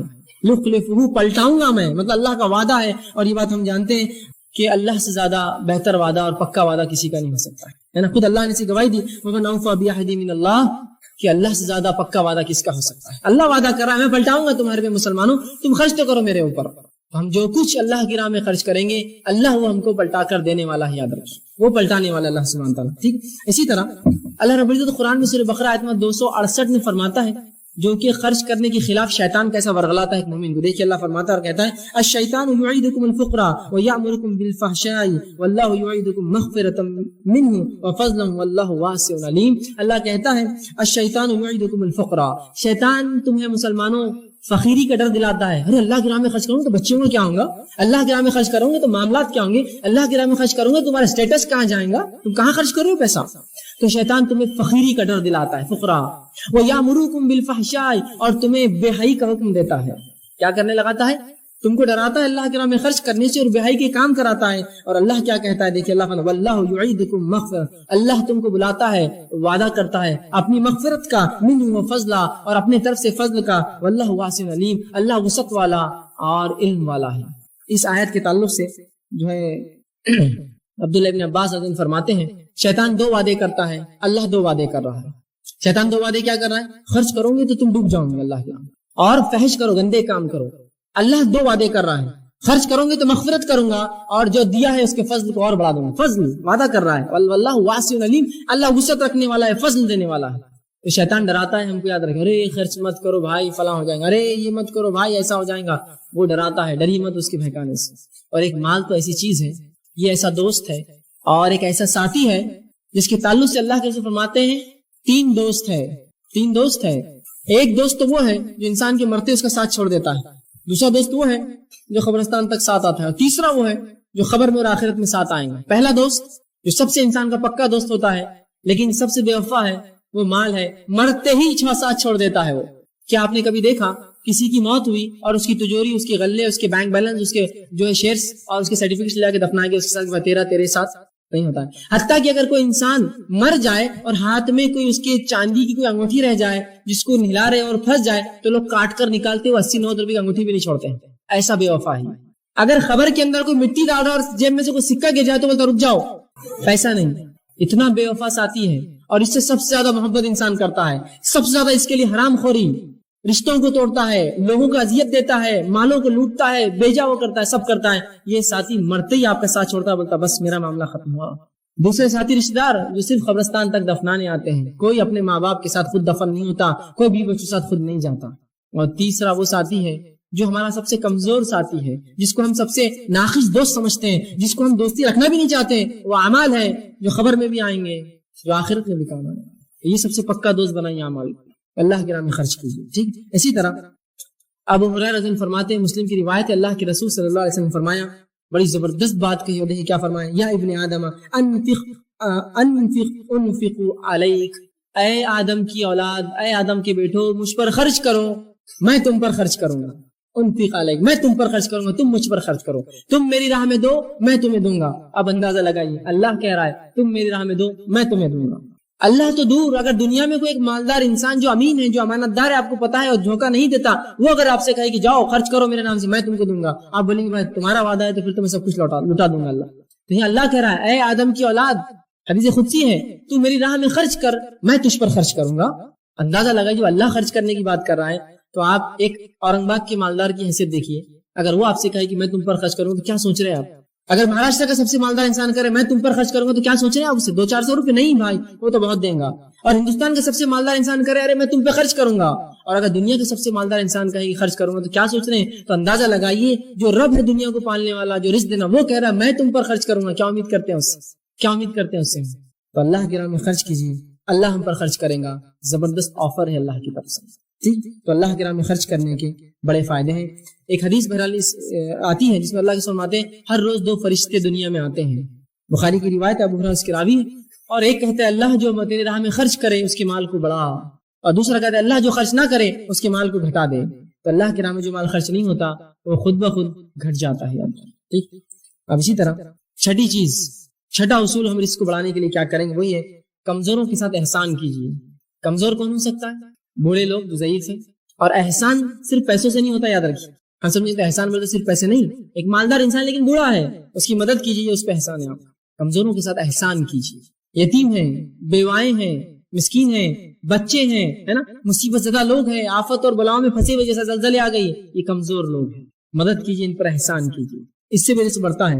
اللہ کے رسول فرماتے ہیں, بخاری کی روایت ہے, حضرت سعد رضی اللہ عنہ نے ایک بار یہ شک ہوا اور انہوں نے ایک بار کہا, ان کے ذہن میں خیال آیا جو کہ اللہ کے رسول صلی اللہ علیہ وسلم نے کہہ دیا, اور کہا کہ اپنے کمزوروں پہ انہوں نے اپنی برتری کا اظہار کیا. رسول اللہ کے پاس ایک دن گئے اور کہا اے اللہ کے رسول, ہمارے کمزوروں پہ ہماری برتری ہے. جو کمزور لوگ ہیں, پریشان حال لوگ ہیں, جو معذور لوگ ہیں, جو بیوائیں, ان پہ اپنی فضیلت انہوں نے ظاہر کی کہ ہم ان سے بہتر اور اچھے ہیں. تو اللہ کے رسول نے فرمایا اور کہا, تو رسول اللہ نے ان کو جواب دیا, تمہاری مدد صرف تمہارے کمزوروں کی وجہ سے کی جاتی ہے اور انہی کی وجہ سے تمہیں رزق دیا جاتا ہے. اللہ تمہاری مدد تمہارے کمزوروں کی وجہ سے کرتا ہے, اپنی فضیلت مت جھاڑو ان پر. تم یہ سمجھ رہے ہو کہ اس لنگڑے کو, اس یتیم کو تم پال رہے ہو, ارے اس کی وجہ سے تمہاری نصرت, تمہاری مدد اللہ کرتا ہے مشکلوں میں, اور اس کی وجہ سے تم رزق دیے جاتے ہو, رزق ملتا ہے. تو کمزوروں کے ساتھ احسان کیجیے, اور احسان ہمیشہ صرف مال سے نہیں ہوتا ہے, یاد رکھیے. احسان صرف مال سے نہیں ہوتا ہے. خندہ پیشانی سے ملنا, خوش حال سے ملنا, یہ بھی احسان ہے. یاد رکھیے, خوشی سے ملا میرے بھائی آگے آئیے مجھ, یہ ہے کمزور. اور واقعی میں ایک انسان جو کمزور ہے, مصیبت زدہ, پریشان ہے, آپ کی ایک ہنسی اس کے کئی غموں کو دور کر دیتی ہے. ایک ہنسی مسکرا کے مل, میرے بھائی کیسا ہے. خندہ پیشانی سے ملنا, بوقت ضرورت مال خرچ کرنا, لوگ مصیبت میں تو مدد کرنا, یہ سب احسان ہے. یہ سب احسان ہے. صرف احسان یہ مت سمجھیے کہ پیسے دینا احسان, نہیں, اور بھی چیزیں احسان ہے. اور ان کے لیے دعائیں کرنا, یہ بھی احسان ہے, یاد رکھیے. دعائیں کرنا, خندہ پیشانی سے خوشی سے ملنا, اور مدد کرنا, اور تعاون جب ضرورت پڑے کرنا, جب ضرورت پڑے اپنے وسیلے سے کوئی کام ان کا کروا دینا, یہ بھی احسان ہے. یہ بھی احسان. احسان کیجیے کمزور لوگوں پر, چاہے وہ بیوہ عورتیں ہوں, یتیم بچے ہوں, معذور ہو, مسکین کمزور ہے، یہ سماج کی مدد کیجیے، ان کی احسان کیجیے، جو کچھ اپنے طرف سے کر سکتے ہیں۔ اتنا تو کر سکتا ہوں میں کہ ایک معذور کو اگر گاڑی نہ دلا سکوں تو کبھی موقع مل جائے تو اس کو اٹھا کے گود میں دوسرے کا چھوڑ تو سکتا ہوں، یہ میرا احسان ہے اس پر۔ ضروری تھوڑی کہ ہر بار میں پورا کر سکوں، یہ سوچیے، ہم میں وہ جذبہ بھی ختم ہو گیا۔ کئی بار ہوتا ہے کہ کچھ لوگ دکھتے ہوں گے آپ کو سڑک پر معذور، جو اپنی سائیکل چڑھاتے ہوں گے، چڑھاؤ پر جو چڑھتی نہ ہوں گی، لوگ دیکھتے ہیں یہ نکلا کیوں گا معذور گھر سے باہر، ارے میرے بھائی وہ مصیبت میں، اس کو پہلے دھکا دے کر اوپر چڑھا۔ عجیب معاملہ ہے، کمزوروں کے تعلق سے اس امت کے پاس کوئی رحم نہیں ہے، بلکہ کمزور لوگ نشانہ اور ٹارگٹ ہے ہمارے لیے کہ ان کو تکلیف دی جائے۔ اب مل گیا ایک آدمی، اس کا مزہ لی جائے، ان پر احسان کیجیے، اللہ نصرت کرے گا، مدد کرے گا ہماری، اور جو ہے رزق میں اضافہ دے گا۔ ٹھیک، اسی طرح مسند احمد کی روایت ہے، آپ صلی اللہ علیہ وسلم فرمایا، ابو درداء رضی اللہ عنہ حدیث کے راوی میں نے کہا کہ میری رضا کمزور لوگوں کے ساتھ احسان کرنے سے حاصل کرو۔ اگر تم چاہتے ہو کہ میں راضی رہوں تم سے قیامت کے روز، رسول اللہ فرماتے تو کمزوروں کی مدد کر کے میری رضا حاصل کرو قیامت کے روز، میں راضی ہو جاؤں گا تم سے اگر تم کمزوروں کی مدد کر کے آؤں گے تو وہ عمل کر کے آؤں گے تو میری رضا کمزوروں سے مدد کر کے حاصل کرو، حاصل کرنے کی کوشش کرو، کیونکہ تمہیں اپنے کمزور اور ضعیفوں کی وجہ سے رزق اور نصرت دی جاتی ہے۔ رزق جو ملتا ہے نا اور جو مدد آتی ہے اللہ کی، یہ کمزوروں کی وجہ سے آتا ہے۔ یہ نہ سمجھے کہ ہم بڑے اونچے ہیں ان سے، بلکہ اللہ کا شکر ادا کرے کہ اللہ نے مجھے اچھا رکھا، اب میں ان کی مدد کروں، اس لیے کہ کمزوروں سے جو قوی ہے وہ آزمائے جاتے ہیں، مالداروں غریبوں سے مالدار آزمائے، دنیا میں اللہ آزماتا ہے ایک سے دوسرے، جس کو صحت دی اس کو کمزوروں سے آزماتا ہے، اللہ دیکھتا ہے اس کی مدد کرتا ہے کہ ٹھیک ہے، تو ان کی مدد کے لیے۔ ساتواں پوائنٹ جو چیز ہم کریں گے حصول رزق کے لیے وہی ہے کہ اللہ کی عبادت کے لیے فارغ ہونا، اس کا بڑا اجر ہے، اس سے رزق میں اضافہ ہوتا ہے۔ اب میں جب کہہ رہا ہوں اللہ کی راہ میں فارغ ہونا، تو آپ یہ مت سمجھیے کہ اب جو بوریا بستر لے کر اب بولیں گے اب مسجد میں رہنے جا رہا میں، بھی بچوں کو بھائی اب بس اب تم رہو، بہت دن ہو گئے، اب میں اللہ کے راہ میں فارغ ہوں۔ نہیں، فارغ ہونے کا علماء معنی لکھتے یہ ہے کہ جو کچھ عبادت بندہ کرے خالص اللہ کے لیے کرے اور مکمل خشوع و خضوع سے کرے، یہ ہے اللہ کے لیے فارغ ہونا۔ مثال کے طور پر مسجد میں جا رہا ہوں نماز کے لیے، تو مکمل خشوع اور خضوع اور اخلاص کے ساتھ نماز پڑھوں تو یہ اللہ کے لیے فارغ ہونا ہوا۔ سمجھ رہے بات؟ یہ ہے فارغ ہونا۔ تو یہ مت سمجھے آپ کے اب سب چھوڑ دینا دنیا آپ کو، نہیں، جو کچھ کروں گا خالص نیت سے اور خشوع اور خضوع، اعضاء اور جوارح، دل و دماغ سب میرا اس عبادت میں ہوگا، چاہے نماز پڑھ رہا ہوں، روزہ رکھ رہا ہوں، زکات دے رہا ہوں، حج کر رہا ہوں، عمرہ کر رہا ہوں، جو کچھ کروں، پوری ذکر و اذکار کر رہا ہوں اللہ کے، سب مکمل اپنے آپ کو اس میں اس کے اندر جو شامل کر دوں اور وہ عبادت کروں، یہ ہوتا ہے فارغ ہونا۔ آئیے اس کے تعلق سے مسلم کی روایت ہے، اللہ رب العزت کے تعلق اللہ رب العزت فرماتا ہے، اللہ کے رسول فرماتے ہیں ان تعبد اللہ کانک تراہ، احسان کے تعلق سے آتا ہے، مسلم کی طویل روایت ہے۔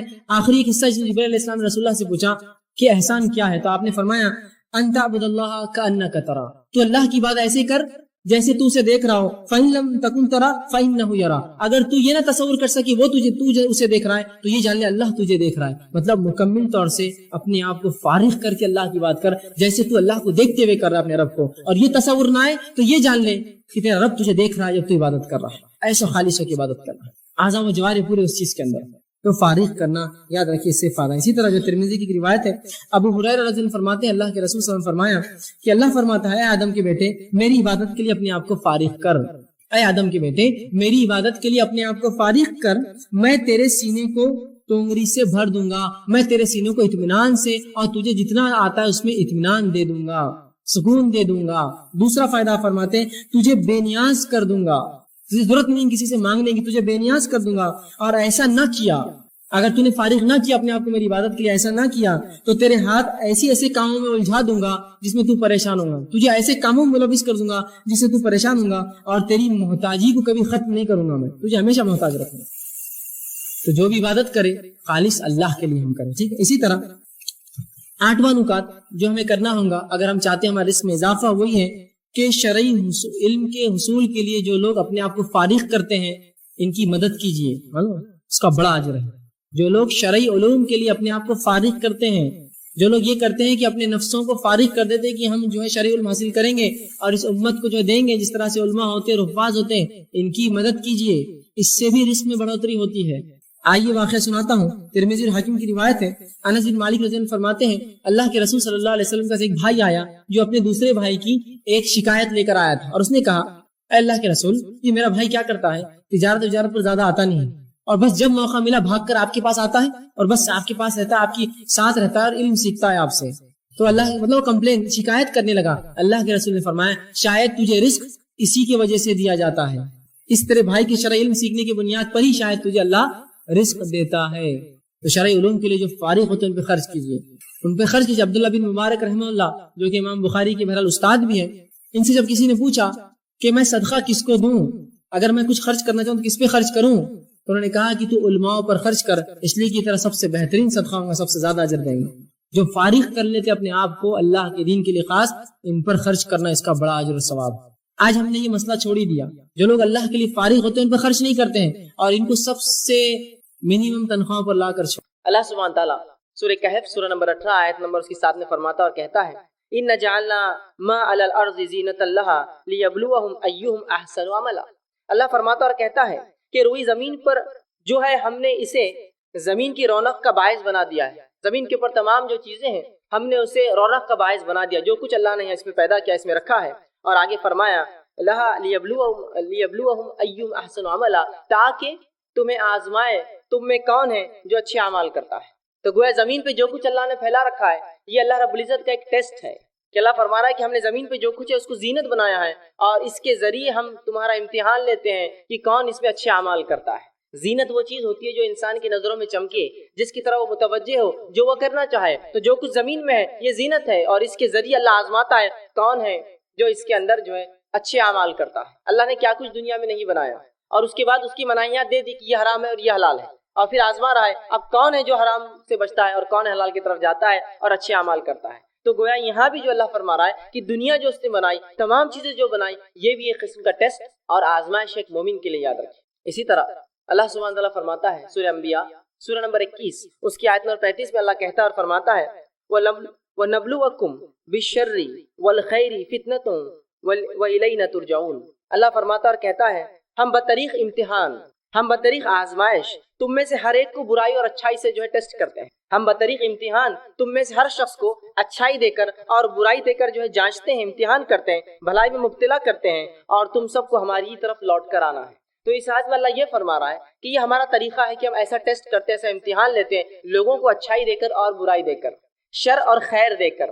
شر اس اعتبار سے کہ ظاہری طور سے لگے مجھے کہ اگر میں ایمان پر چلوں تو دنیاوی نقصان ہوگا، مجھے لگتا ہے، لیکن اس میں آخرت کے اعتبار سے خیر ہے. یا اس اعتبار سے کہ اللہ ہمیں خیر دے دیتا ہے اور آزماتا ہے کہیں شر کی طرف متوجہ تو نہیں ہو. تو گویا اللہ نے جو خیر اور شر دیا ہے یہ دونوں کے ذریعے اللہ رب العزت ہمیں اور آپ کو آزماتا ہے. یاد رکھیے انسانوں کو آزماتا ہے، اس کا اصل مقصد ہی یاد رکھیے انسانوں کی آزمائش ہے. تو اللہ رب العزت نے اس چیز کو اعلان کر دیا کہ خیر اور شر کے ذریعے اللہ سبحانہ تعالیٰ مجھے اور آپ کو آزماتا ہے. یاد رکھیے تو کسی چیز کا خیر ہونا، اس میں کیسی آزمائش ہو سکتی؟ آزمائش یہ ہے کہ اللہ نے بہت ساری نعمتیں دنیا کی دے رکھی ہے، اب جانچنا چاہتا ہے کیا حرمت سے بچتے ہو یا حرام کاموں میں جو ڈوب جاتے ہو. اسی طرح کچھ نعمتیں اللہ دنیا کی چھین لیتا ہے اور پھر آزما کے دیکھتا ہے کیا شکر گزار بنتے ہو اللہ کے یا ناشکری کرتے ہو اس حالت کے اندر. تو گویا خیر اور شر دونوں کے ذریعے اللہ رب العزت میرا اور آپ کا، ہم تمام کا جو ہے امتحان لیتا ہے. اسی طرح جو ہے جب اللہ رب العزت مومنوں کو لیکن آزماتا ہے، ان کا ٹیسٹ لیتا ہے، تو یاد رکھیے اس آزمائش کا بدلہ بھی دیتا ہے. صرف آزمائش ہی نہیں کہ ہمیں صرف ٹیسٹ کیا جائے، آزمایا جائے، بلکہ اس آزمائش کا ہمیں بدلہ ملتا ہے. اور نبی اکرم صلی اللہ علیہ وسلم فرماتے ہیں، صحیح مسلم کی حدیث ہے، بہت زبردست حدیث ہے، یاد رکھیے اس بات کو آپ سمجھ گئے. حدیث میں جو بیان کی جا رہی ہے تو انشاءاللہ عزیز ہر آدمی جس حالت میں ہے اللہ کا شکر ادا کرے گا اور خوش زندگی گزارے گا، افسوس زدہ نہیں ہوگا، پریشان نہیں ہوگا جس طرح سے آج ہم چھوٹی چھوٹی مصیبتوں پر پریشان ہوتے ہیں. آئیے سنیے نبی اکرم صلی اللہ علیہ وسلم کیا فرماتے ہیں. آپ صلی اللہ علیہ وسلم ایک مجلس میں بیٹھے تھے، صحابہ آپ کے اطراف تھے، آپ مسکرائے. صحابہ نبی اکرم صلی اللہ علیہ وسلم کو دیکھتے رہے کہ آپ مسکرائے. جب آپ کا مسکرانا ختم ہوا تو اللہ کے رسول نے پوچھا کیا تم مجھ سے پوچھو گے نہیں میں کیوں مسکرایا؟ کیا مجھ سے سوال نہیں کرو گے کہ میں اچانک کیوں مسکرایا؟ تو کہ اللہ کے رسول بتا دیجیے آپ کیوں مسکرائے. تو کہا میں اس لیے مسکرایا، اور آپ نے فرمایا کہ مومن کا معاملہ بڑا عجیب ہے، اس معاملے پہ مجھے مسکرانا آیا، میں ہنس پڑا. یقین اللہ کے رسول صلی اللہ علیہ وسلم خیخے مار کر نہیں ہنستے تھے، صرف مسکراتے تھے. تو کہا وہ مومن کا معاملہ بڑا عجیب ہے، اس معاملے کو سوچ کر میں مسکرایا. کیا معاملہ عجیب ہے؟ مومن کا معاملہ عجیب ہے، اور وہ یہ ہے کہ جب اللہ رب العزت اسے فراوانی دیتا ہے، دنیا کی اچھی زندگی دے دیتا ہے، اولاد دے دیتا ہے، دھن دولت مال دے دیتا ہے، جب اچھی زندگی دیتا ہے تو یہ شکر ادا کرتا ہے، یہ اس کے لیے اچھا ہے. اور جب اللہ اس کو تنگ دستی دیتا ہے، محتاجی دیتا ہے اور دنیا کی زندگی میں کچھ کم کر دیتا ہے تو مومن صبر کرتا ہے، یہ اس کے لیے بہتر ہے. اور یہ دونوں حال میں اس کے لیے خیر ہے کہ اگر اچھائی دے تو شکر کرے، یہ اس کے لیے بہتر، اگر برائی ہو تو صبر کرے، یہ اس کے لیے بہتر. اور یہ معاملہ مومن کے علاوہ کسی اور کا نہیں ہے. اسی تعجب پر میں مسکرایا. اس بات کا مجھے عجیب لگا کہ اللہ مومن کو دونوں حال میں دیتا ہے بدلہ. دیکھیے نا کتنی اچھی بات ہے. کہ اگر میں فراوانی میں ہوں، خوشحالی میں ہوں، تب بھی بدلہ پا رہا ہوں اس کا شکر ادا کر کے، اور اگر تنگ دستی میں ہوں، بدحالی میں ہوں، مصیبتوں میں ہوں، کسی آزمائش میں ہوں، تب میں اللہ کے سامنے صبر کر رہا ہوں، اللہ سے اس کا اجر طلب کر رہا ہوں، یہ معاملہ بھی خیر ہے۔ گویا مومن کو مصیبت بھی فائدہ دے رہی ہے، مومن کو جو فراوانی فائدہ دے رہی ہے، تنگ دستی میں بھی معاملہ جو ہے، جس کو میں عام زبان میں کہوں گا کہ جیت بھی اور پٹ دونوں بھی آئے، مومن کی ہی جیت ہے۔ برے حالات آئے تو بھی اس کو فائدہ، اچھے حالات آئے تو بھی اس کو فائدہ، شکر ادا کرے اچھے حالت میں، اللہ بدلہ دے گا، صبر کرے برے حالت میں، اللہ بدلہ دے گا۔ تو مومن کا معاملہ عجیب ہے، رسول اللہ نے فرمایا، اور یہ معاملہ آپ نے حدیث میں فرمایا صرف اور صرف مومن کا ہے، مومن کے علاوہ یہ معاملہ کسی کا بھی نہیں، یاد رکھے کسی اور کا نہیں ہے مسئلہ، صرف ہمارا معاملہ ہے جو ایمان کا دعویٰ کرتے ہیں، دونوں حال میں خوش ہوتے ہیں، دونوں حال میں بدلہ پاتے ہیں۔ اسی طرح جامع ترمذی کی روایت ہے، آپ صلی اللہ علیہ وسلم فرماتے ہیں جب مومن کو اللہ آزماتا ہے تو کیا ملتا ہے اس کے بدلے، سنیے آپ صلی اللہ علیہ وسلم فرماتے ہیں آزمائش مومن پر آتی رہتی ہے، آزمائش مومنوں پر آتی رہتی ہے، اور ان کی جان میں آتی ہے، ان کے مال میں آتی ہے، ان کی اولاد میں آتی ہے۔ جان میں آنا، بیمار ہو گیا، معذور ہو گیا، جان پر بھی مسئلہ آ گیا، مال میں مصیبت آتی ہے، دھن دولت لٹ گیا، تجارت ڈوب گئی، آگ لگ گئی، فلاں مسئلہ ہو گیا، لٹ گیا، تجارت اچانک ٹھپ ہو گئی، کم ہو گئی، تو یہ مال میں کمی ہو، یا اناج اگا نہیں، کھیتی باڑی خراب ہو گئی، یہ مال میں کمی ہو۔ اور کبھی اولاد سے آزماتے ہیں کہ اولاد دیتے ہیں کبھی چھین لیتے ہیں، دیتے ہیں تو معذور دیتے ہیں، پیدا ہوتی ہے تو کبھی مر جاتی ہے، یا کسی کو دیتے نہیں، اولاد میں آزمائش ہے۔ تو مومن کو اللہ رب العزت آزمائشتا ہے، اس کے جان میں، اس کے مال میں، اس کی اولاد میں، اور اللہ کے رسول آگے فرماتے ہیں حتیٰ کہ جب وہ اللہ سے ملتا ہے، اللہ اس کو آزماتے رہتا پوری دنیا میں، حتیٰ کہ جب اپنے رب سے ملتا ہے تو اس پر کوئی گناہ باقی نہیں رہتا، سب کا اس کو دنیا کے اندر اسے گناہوں کا بدلہ مل جاتا ہے۔ سمجھ رہے ہیں بات کو؟ تو گویا اگر مومن پر کوئی آزمائش آتی ہے تو اس آزمائش کے عوض اس کے گناہ جھڑ جاتے ہیں، گناہ کم ہو جاتے ہیں۔ اور نبی اکرم صلی اللہ علیہ وسلم نے حدیث میں بیان کر فرمایا اگر مومن کو کانٹا بھی چبھتا ہے تو اس کا بھی اجر لکھا جاتا ہے، اس کے گناہ معاف ہوتے ہیں۔ سبحان اللہ، تکلیف میں اٹھا رہا ہوں اس کا بھی بدلہ پاتا ہوں۔ آپ ایک مرتبہ باہر نکلے صحابہ کے ساتھ فجر کی نماز کے بعد، ایک جھاڑ تھا سامنے، جو سردی کا موسم تھا اور پتے اس کے سوکھ چکے تھے، پتجھڑ تھا وہ۔ آپ آئے، صحابہ آپ کے ساتھ تھے، آپ نے اس جھاڑ کو پکڑ کر ہلایا، جب جھاڑ کو ہلایا تو کچھ پتیاں گرنے لگی جو کہ سوکھ چکی تھی۔ نبی اکرم صلی اللہ علیہ وسلم فرمایا جب تم میں سے کوئی شخص بخار میں مبتلا ہو جاتا ہے، بیمار ہو جاتا ہے، بالخصوص بخار آتا ہے جس میں، تو اس کے گناہ ایسے ہی جھڑتے ہیں جیسے جھاڑ کے پتے میرے ہلانے سے جھڑے ہیں۔ سبحان اللہ، دیکھیے تکلیف آزمائش ہے، آزمائش پہ صبر کر رہا ہے تو بدلہ بھی پا رہا ہے، اور اس حد تک بدلہ ملتا ہے کہ جامع ترمذی کی روایت کے مطابق مومن آزمایا جاتا ہے اس کے مال میں، اس کی دولت کے اندر، اس کی جان کے اندر، اس کی اولاد میں، حتیٰ کہ جب اپنے رب سے اس کی ملاقات ہوتی ہے موت کے بعد تو تب گناہوں سے بری ہوتا ہے، گناہوں سے پاک ہوتا ہے۔ اور ظاہر سی بات ہے جب انسان گناہوں سے پاک ہوگا تو اس کا ٹھکانہ میں سمجھتا ہوں سب جانتے ہیں جنت کے علاوہ کچھ نہیں ہوگا۔ تو آپ دیکھ رہے ہیں، تو گویا آزمانا اللہ کی سنت ہے، اور آزمائش کا مومن کو بدلہ ملتا ہے۔ اچھے اگر حالات ہے تو شکر کرے، برے حالات ہے تو صبر کرے، دونوں حالات میں مومن اس کا بدلہ پاتا ہے۔ اور مومنوں کو جو آزمائشیں آتی ہے وہ ایسا بدلہ دیتی ہے کبھی کبھار کہ وہ اتنا آزمایا جاتا ہے کہ روز قیامت اس پر کوئی گناہ باقی نہیں رہتا، وہ بالکل جو ہے اللہ کے سامنے ایسا حاضر ہوتا ہے کہ وہ جو ہے بالکل گناہوں سے پاک اور جو ہے صاف ہوتا ہے۔ تو گویا مومن پر جو بھی مصیبتیں آفتیں آتی ہیں اللہ رب العزت اس کا بدلہ بھی لیتا ہے۔ اب اللہ رب العزت کس کو آزماتا ہے یہ بات بھی اب جان لیں۔ کبھی کبھار ہوتا ہے اگر کوئی آزمائش میں مبتلا ہو جائے تو ہم کہتے ہیں ہاں بڑا بات کر رہا تھا، دین کی بڑی بات کر رہا تھا، فلاں دیکھو پھنس گئے نا، دیکھو مصیبت آئی نا۔ جب ہمارے جیسے تھے تو اچھی زندگی گزار رہے تھے، خاموخواہ ایمان کی باتیں کر رہے تھے، خاموخواہ اپنے آپ کو مسلمان بتا رہے تھے، تجارت بیٹھ گئی نا، معاملہ ختم ہو گیا نا، فلاں چیز ہو گئی، ان کی نظر لگ گئی، ان کی نظر پڑ گئی، یہ اب تم پہ نظر رکھ رہے، فلاں ہو رہا، یہ ہو رہا، وہ کتنے مسائل لوگ بیان کرتے ہیں۔ اب آئیے سنیے اللہ کس کو آزماتا ہے، تو اللہ رب العزت یاد رکھے صرف انہی کو آزماتا ہے جن سے وہ محبت کرتا ہے۔ یاد رکھے اللہ انہی کو آزماتا ہے جن سے وہ محبت کرتا ہے۔ اسی لیے تو صحابہ چاہتے تھے کہ جب ان کو آزمائش نہیں ہوئی تو کیوں نہیں ہوئی ہماری آزمائش، کہ بدلہ تو نہیں مل جا رہا آخرت کا، اس لیے تو سوچ رہے تھے، اس لیے کہ وہ جانتے تھے اللہ جن سے محبت کر انہیں آزماتا ہے۔ آئیے دلیل میں آپ کو دیتا ہوں، جامع ترمذی کی روایت جو میں نے آپ کے سامنے دو حدیثیں جو ہے تلاوت کی، اس میں سے پہلی حدیث تھی جامع ترمذی کی روایت ہے، نبی اکرم صلی اللہ علیہ وسلم فرماتے کہتے ہیں ان اللہ تعالی اذا احب قوما ابتلاهم، جب اللہ کسی قوم سے محبت کرتا ہے، کچھ لوگوں سے جب اللہ محبت کرتا ہے تو انہیں مصیبت میں ڈال دیتا ہے، مبتلا کرتا ہے، آزماتا ہے انہیں۔ اب چاہے یہ معاملہ فرد کا بھی ہو سکتا ہے، چاہے یہ معاملہ قوم کا بھی ہو سکتا ہے، چاہے معاملہ جماعت کا ہو سکتا ہے، تو جب بھی اللہ رب العزت محبت کرتا ہے کسی قوم سے اسے آزماتا ہے، اسے مبتلا کر دیتا ہے۔ دوسری حدیث بخاری کی، صحیح بخاری کی، جس میں نبی اکرم صلی اللہ علیہ وسلم فرمایا، سنیے اس حدیث کے الفاظ کا ہے، من یرید اللہ بہ خیرا، جب اللہ کسی کے لیے بھلائی چاہتا ہے، ہم تو سمجھتے ہیں آزمائش تو برائی کی وجہ سے آتی ہے، سنیے من یرید اللہ بہ خیرا، جب اللہ کسی کو خیر دینا چاہتا ہے، اچھائی بخشنا چاہتا ہے، تصب من، اس کو مصیبت میں ڈال دیتا ہے، اس لیے کہ جب مومن مصیبت میں آتا ہے تو مصیبت کا اس کو بدلہ ملتا ہے. تو جب اللہ کسی مومن کے لیے خیر چاہتا ہے اسے مصیبت میں ڈال دیتا ہے اور مصیبت میں مومن پڑھ کر اگر صبر کرتا ہے تو اس کا بدلہ پاتا ہے, اور اتنا بدلہ پاتا ہے صبر کے مطابق کہ آخرت میں جب رب کے پاس حاضر ہوں گا تو کوئی گناہ اس پہ باقی نہیں رہے گا. تو اللہ جس سے ناراض ہوتا ہے ان کو تو عذاب دیتا ہے, آزماتا. آزمائش اور عذاب الگ چیز ہوتی ہے, ان کو تو عذاب آتا ہے, زلزلے آتے ہیں, طوفان آتے ہیں اور پتہ نہیں کیا کیا ہوتا ہے. لیکن جب کسی قوم کو وہ محبت کرتا ہے تو ان کو مبتلا کرتا ہے, ان کو آزماتا ہے کچھ چیزوں سے. جیسا کہ اگر میں دعویٰ کروں میں ایمان لایا تو اللہ آزماتا پھر بیماری دے کر, کہیں بیماری میں شرک تو نہیں کرتا ہے یہ تو دعویٰ کیا مجھ پر توحید کا, ایک اللہ کو ماننے کا, اب بیماری دو اس کو دیکھتے ہیں شرک کرتا ہے کیا, اولاد مت دو اس کو دیکھتے ہیں یہ کسی اور کے در پر تو نہیں جاتا اور جھکتا ہے, چلو آزماؤ. اب اس نے دعویٰ کیا نا ایمان کا, تو یہ ابتلا مبتلا یہ آزمائش ہے, وہ عذاب ہوتا ہے جس میں لوگ ہلاک اور برباد ہو جاتے ہیں. تو یہاں اللہ کے رسول نے بیان کر دیا کہ نبی اکرم صلی اللہ علیہ وسلم نے بیان کر دیا کہ جن لوگوں کو اللہ محبت کرتا ہے انہی کو ابتلا کرتا ہے, انہی کو جو ہے مصیبت دیتا ہے. اب جو ہے اللہ رب العزت کس کو کتنا آزماتا ہے, یاد رکھیے ہر شخص کو اللہ رب العزت اتنا ہی آزماتا ہے جتنا اس کا ایمان ہوتا ہے اور جتنی اس کی طاقت ہوتی ہے. دونوں باتیں, جتنا ایمان میں انسان بلند ہوگا اس کی آزمائش اتنی زیادہ ہوں گی. یہ بات یاد رکھیے آپ, جتنا ایمان میں بلند ہوگا آزمائش اتنی زیادہ. اسی لیے انسانوں میں سب سے زیادہ جو آزمائے جاتے ہیں وہ کون ہیں, وہ انبیاء علیہ الصلوۃ والسلام, اس لیے کہ ان کا ایمان سب سے اونچا ہوتا ہے, آزمائش ان کی سب سے زیادہ ہوتی ہے. اس کے بعد ان کے اصحاب جو ان پر ایمان لایا, اس کے بعد جو ان کے طریقے پہ چلا, اور جو اس کے بعد اور جو اس کے بعد. تو اللہ رب العزت جو ہے ایمان کے مطابق ایک انسان کو آزماتا ہے, جس کے تعلق سے ابن ماجہ کی روایت ہے, سنن ابن ماجہ کی روایت ہے. نبی اکرم صلی اللہ علیہ وسلم فرماتے, دیکھیے آپ نے کتنی پیاری بات فرمائی اور کہا سب سے زیادہ جو انسانوں میں آزمائے جاتے ہیں وہ انبیاء ہے. سب سے زیادہ انسانوں میں جو آزمائے جاتے ہیں وہ انبیاء ہے, اس لیے کہ انبیاء ایمان میں سب سے زیادہ ہوتے ہیں اور ان کا ایمان صرف بلند اور بلند ہوتا ہے. یاد رکھیں انبیاء کی ایمان کی خصوصیت یہ ہے صرف بلند ہوتا ہے, بڑھتا ہی رہتا ہے. صحابہ کی ایمان کی خصوصیت یہ کہ ایک حد تک جا کے رک جاتا ہے.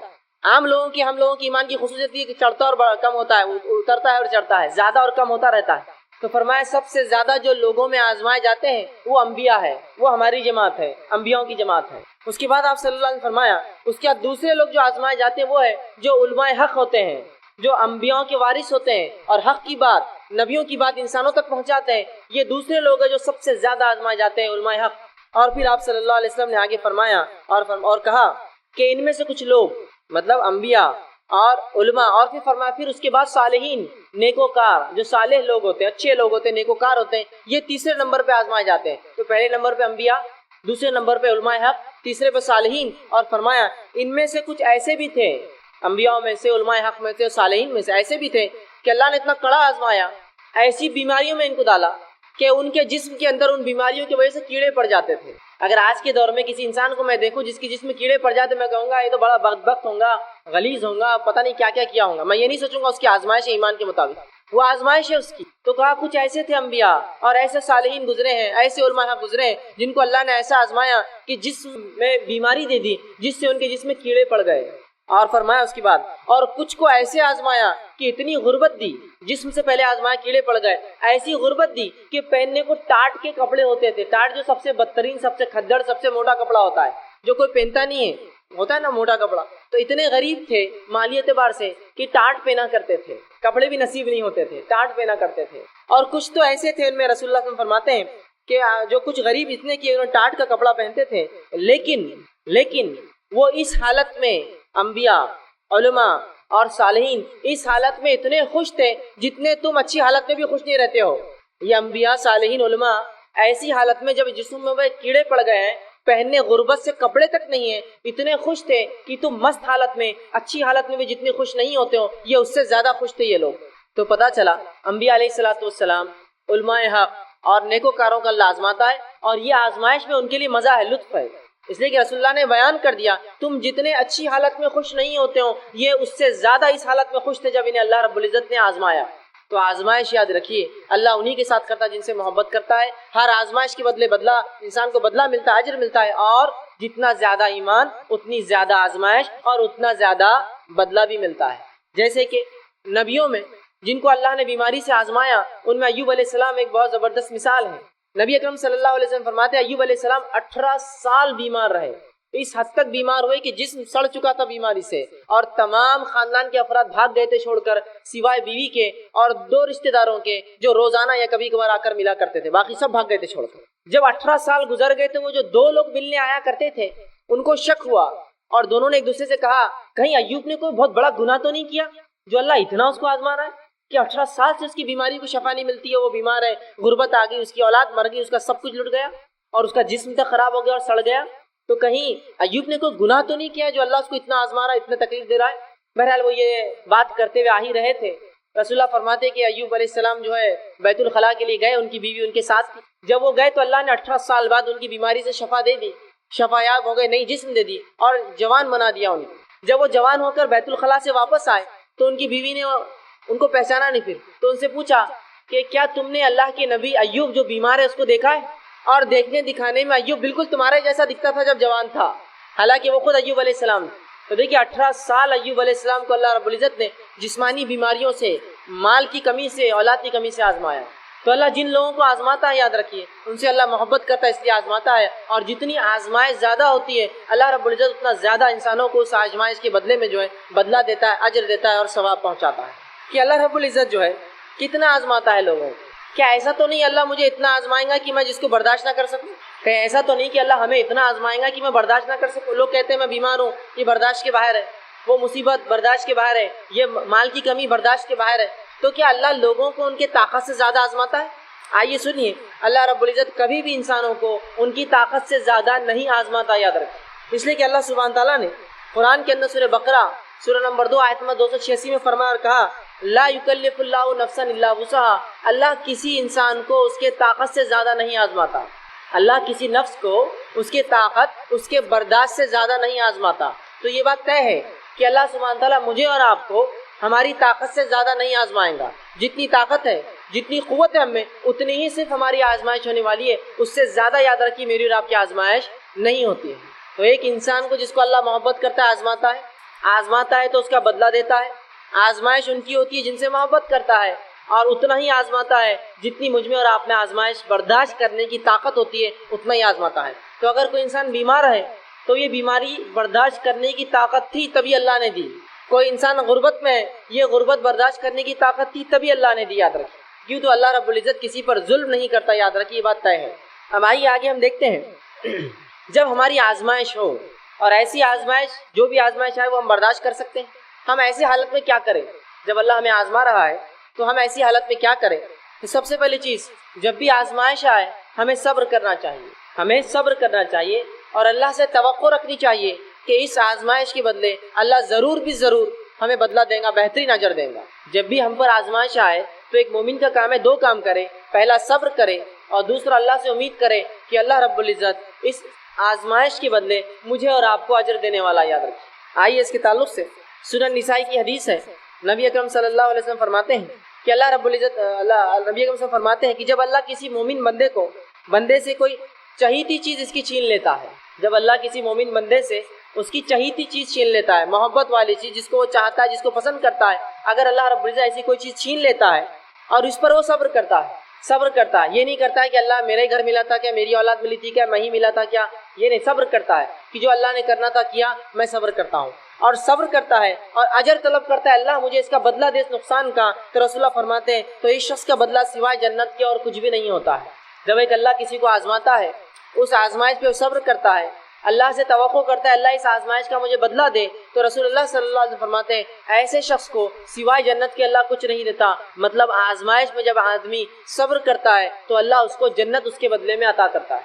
یہ حدیث بالکل واضح ہے کہ جب اللہ کسی چہیتی چیز کو چھین کر آزماتا ہے اور انسان صبر کرتا ہے اور اللہ رب العزت سے اجر طلب کرتا ہے تو اللہ رب العزت اس کو اجر دیتا ہے، اور اللہ سبحانہ تعالیٰ کا وہ اجر جو صبر کرنے پر ہے سوائے جنت کے اور کچھ بھی نہیں ہوتا، یاد رکھیے۔ تو اب دیکھیے جو باتیں ہم نے اب تک دیکھی وہ یہ کہ اللہ محبت کرنے والوں کو آزماتا ہے، اتنا ہی آزماتا ہے جتنی طاقت ہو، اور جب آزماتا ہے تو میرا اور آپ کا کام ہے ہم صبر کریں اور اللہ سے امید کی توقع کریں، یاد رکھیں۔ بے صبرے نہ ہو، نہ شکرے نہ ہو، یہ نہ کہے کہ اللہ میرا ہی گھر ملا تھا کیا، ہم ہی ملے تھے کیا، بلکہ یوں کہے کہ اللہ تو نے آزمائش دی ہے، اب تو ہی صبر عطا کر اور اس کا اچھا مجھے بدلہ دے۔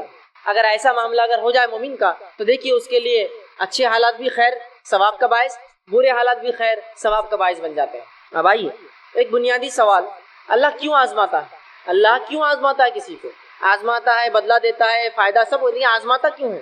بنیادی چیز تو میں ایک مثال دے کر اس بات کو آگے بڑھانے کی کوشش کروں گا کہ اگر آپ مجھ پر اعتماد کرتے ہیں, بھروسہ کرتے, سمجھ لیجئے میری شخصیت پر آپ اعتماد کرتے اور بھروسہ کرتے ہیں, میں کسی دن آپ کے گھر پر آیا اور آ کر کہا کہ یہ ایک پیلی سی چیز لایا, ایک ٹکڑا ہے پیلا, اور کہا کہ یہ 1 تولے کا ہے, مجھے کچھ ضرورت ہے, آپ اس سونے کو رکھ لیجئے اور اس کے بدلے مجھے پیسہ دے دیجئے, تو کیا آپ مجھے پیسہ دے دیں گے وہ چیز رکھ کر آپ کے پاس؟ اگر آپ میں سے کچھ لوگ یہ کر سکتے ہیں تو ہاتھ اٹھائیے, میں کل آپ کے گھر آ جاؤں گا پیلا ٹکڑا لے کر اور اس کے بدلے میں پیسہ لے لوں گا. آپ کہیں گے ٹھیک ہے آپ کی شخصیت پہ بڑا اعتماد ہے, لیکن تھوڑا جانچ لیں گے کہ سونا ہے یا نہیں ہے, پرکھنا ضروری ہے نا.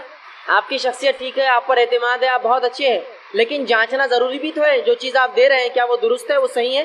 اب آئیے ہم یہ جو بات جاننے کی کوشش کرتے ہیں کہ اللہ رب العزت جو ہے کیوں آزماتا ہے. تو بہرحال اس کے لیے ایک مثال دے کر اپنی بات میں سمجھانے کی کوشش کروں گا کہ اگر کوئی شخص میرے اور آپ کے پاس کوئی ایسی چیز لاتا ہے جو سونے جیسی دکھتی ہو, چاہے وہ شخص کتنا ہی اعتبار کا انسان ہو, آپ چاہے کتنا ہی معتبر سمجھے, کتنا ہی اس پر بھروسہ کرے, وہ چیز اس سے آپ جب تک قبول نہیں کرتے, جب تک اسے آزما نہیں لیتے کہ واقعی میں وہ چیز جو وہ دے رہا ہے رنگت میں تو پیلی ہے لیکن وہ اصل میں سونا ہے یا نہیں ہے, چاہے وہ شخص بڑا اعتبار کا انسان ہو, بہت معتبر ہو, آپ اس کی بزرگی کی تعریف کرے, جو بھی ہو, لیکن بغیر آزمائے کہ وہ سونا, آپ وہ چیز جو پیلی کہلاتی ہے سونا سمجھ کر نہیں لیتے. اسی طرح جب میں اور آپ ایمان کا دعویٰ کرتے ہیں تو اللہ رب العزت بھی آزماتا ہے, آزما کر دیکھتا ہے کیا واقعی میں ایمان میں کھرے یا کھوٹے ہیں, جس کے تعلق سے اللہ سبحانہ تعالیٰ نے قرآن کی ویسے تو کئی آیتوں میں بات بیان کی. میں انشاءاللہ آپ کے سامنے ان آیتوں میں سے 2 آیتیں بالخصوص رکھنے کی کوشش کروں گا جس میں اللہ رب العزت نے بہت زبردست انداز سے یہ سمجھایا کہ اللہ کیوں آزماتا ہے. آئیے پہلی آیت سورہ عنکبوت سورہ نمبر 29 اس کی آیت نمبر 2 اور 3 میں اللہ فرماتا ہے اور کہتا ہے, اللہ فرماتا ہے الف لام میم احسب الناس ان يتركوا ان يقولوا آمنا وهم لا يفتنون وَلَقَدْ فَتَنَ الَّذِينَ مِنْ قَبْلِهِمْ فَلَيَعْلَمَنَّ اللَّهُ الَّذِينَ صَدَقُوا وَلَيَعْلَمَنَّ الَّذِينَ الْكَاذِبِينَ. کہ اللہ فرماتا ہے, اور دیکھیے اس آیت میں کیا کہتا ہے, الف لام میم الف لام میم احسب الناس, کیا لوگ یہ گمان کرتے ہیں, کیا لوگ ایسا سوچتے ہیں, کیا یہ ان کی سوچ ہے, ان يتركوا ان يقولوا آمنا وهم لا يفتنون, کہ صرف وہ یہ کہہ دیں گے کہ ہم ایمان والے ہیں تو انہیں آزمایا نہیں جائیں گا. کیا لوگ یہ توقع کر رہے ہیں, احسب الناس, ان کا ایسا گمان ہے, ایسا سوچ رہے ہیں کہ صرف ان کے ایمان لانے کے دعوے پہ ہم ان کو چھوڑ دیں گے بغیر آزمائے کے. اللہ دیکھیں آئے وَلَقَدْ فَتَنَ الَّذِينَ مِنْ قَبْلِهِمْ, حالانکہ ہم نے تو ان سے پہلوں کو بھی آزمایا, مصیبتوں میں آزمایا. اس کی وجہ فَلَيَعْلَمَنَّ اللَّهُ الَّذِينَ صَدَقُوا, تاکہ اس آزمائش کے ذریعے جان لیں کون ہے جو تم میں سے اپنے دعوے میں سچا ایمان کے, وَلَيَعْلَمَنَّ الَّذِينَ الْكَاذِبِينَ, اور جان لے تم میں سے کون ہے جو جھوٹا ہے اپنے دعوے میں. تو اس آیت میں اللہ نے دیکھی کتنی زبردست اور پیاری وضاحت کر دی. کیا لوگ یہ سوچتے ہیں کہ صرف ایمان لانے کے دعوے پر وہ چھوڑ دی جائیں گے بنا آزمائش کے, جبکہ ہم نے تم سے پچھلوں کو آزمایا تاکہ جان لے کون ہے جو ایمان کے دعوے میں سچا ہے اور جان لے کون اپنے دعوے میں جھوٹا ہے. تو اللہ رب العزت آزماتا اس لیے تاکہ پرکھے ہم میں کون سچا ہے اور کون جھوٹا ہے. آئیے اسی طرح اللہ سبحانہ تعالیٰ سورہ بقرہ سورہ نمبر 2 آیت نمبر 214 میں یہی بات بیان کرتا اور کہتا اور فرماتا ہے, ام حسبتم ان تدخلوا الجنۃ ولما یاتکم مثل الذین خلوا من قبلکم, کیا تم یہ سوچتے ہو کہ تم صرف یہ کہہ دینے پر جنت میں چلے جاؤ گے کہ ہم ایمان لائے, جبکہ ہم نے تمہیں پچھلے لوگوں کے جیسا بھی آزمایا نہیں.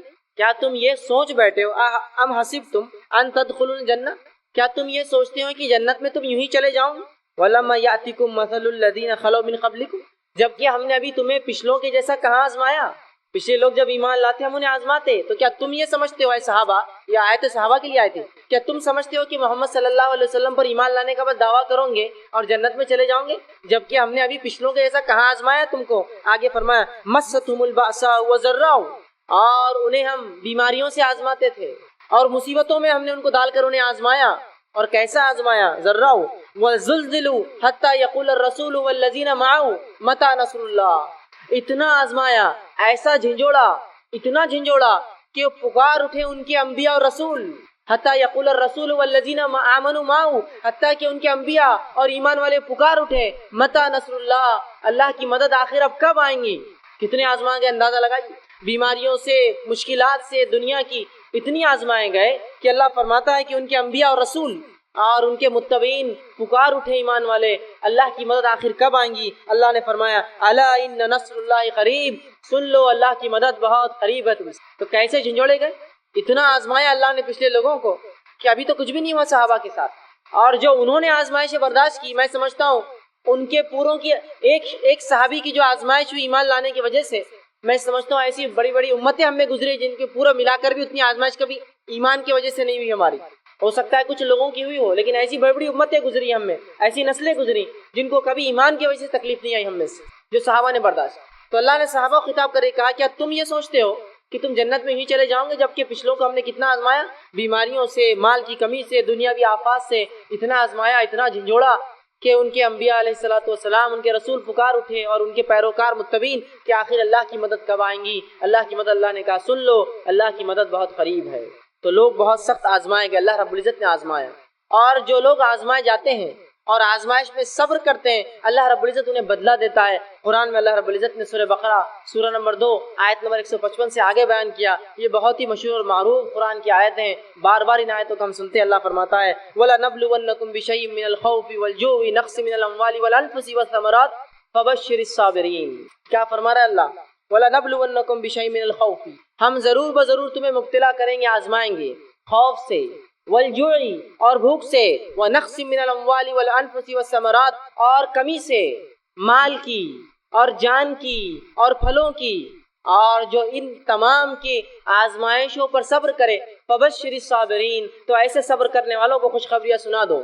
الذین اذا اصابتهم مصیبۃ قالوا انا للہ وانا الیہ راجعون. اور یہ وہ لوگ ہیں کہ جب اللہ ان کو مصیبتوں میں ڈالتا ہے، جان کی کمی، مال کی کمی، پھلوں کی کمی، روزی کی کمی، کسی بھی قسم کی کمی میں، تو یہ کہتے ہیں قالوا انا للہ وانا الیہ راجعون، اے اللہ ہم تیری ہی طرف سے آئے ہیں اور تیری ہی طرف لوٹ کر جانا ہے.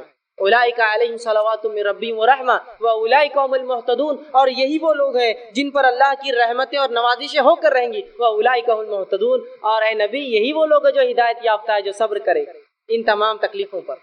تو ان آیتوں میں اللہ رب العزت نے کتنی زبردست بات کہی ہے کہ مومنوں کا شیوا اور طریقہ تو یہ ہے، آزمائش آتی ہے تو صبر کرتے ہیں، چاہے جان پر آئے، مال پر آئے، پھلوں پر آئے، روزی پر آئے، اولاد پر آئے، کسی بھی معاملے، نفس پر آئے، یہ صبر کرتے ہیں. اور جب بھی کوئی مصیبت آتی تو کیا کہتے ہیں؟ قالوا انا للہ وانا الیہ راجعون، ہم اللہ کی طرف سے آتے اسی کی طرف لوٹ کر جانا ہے.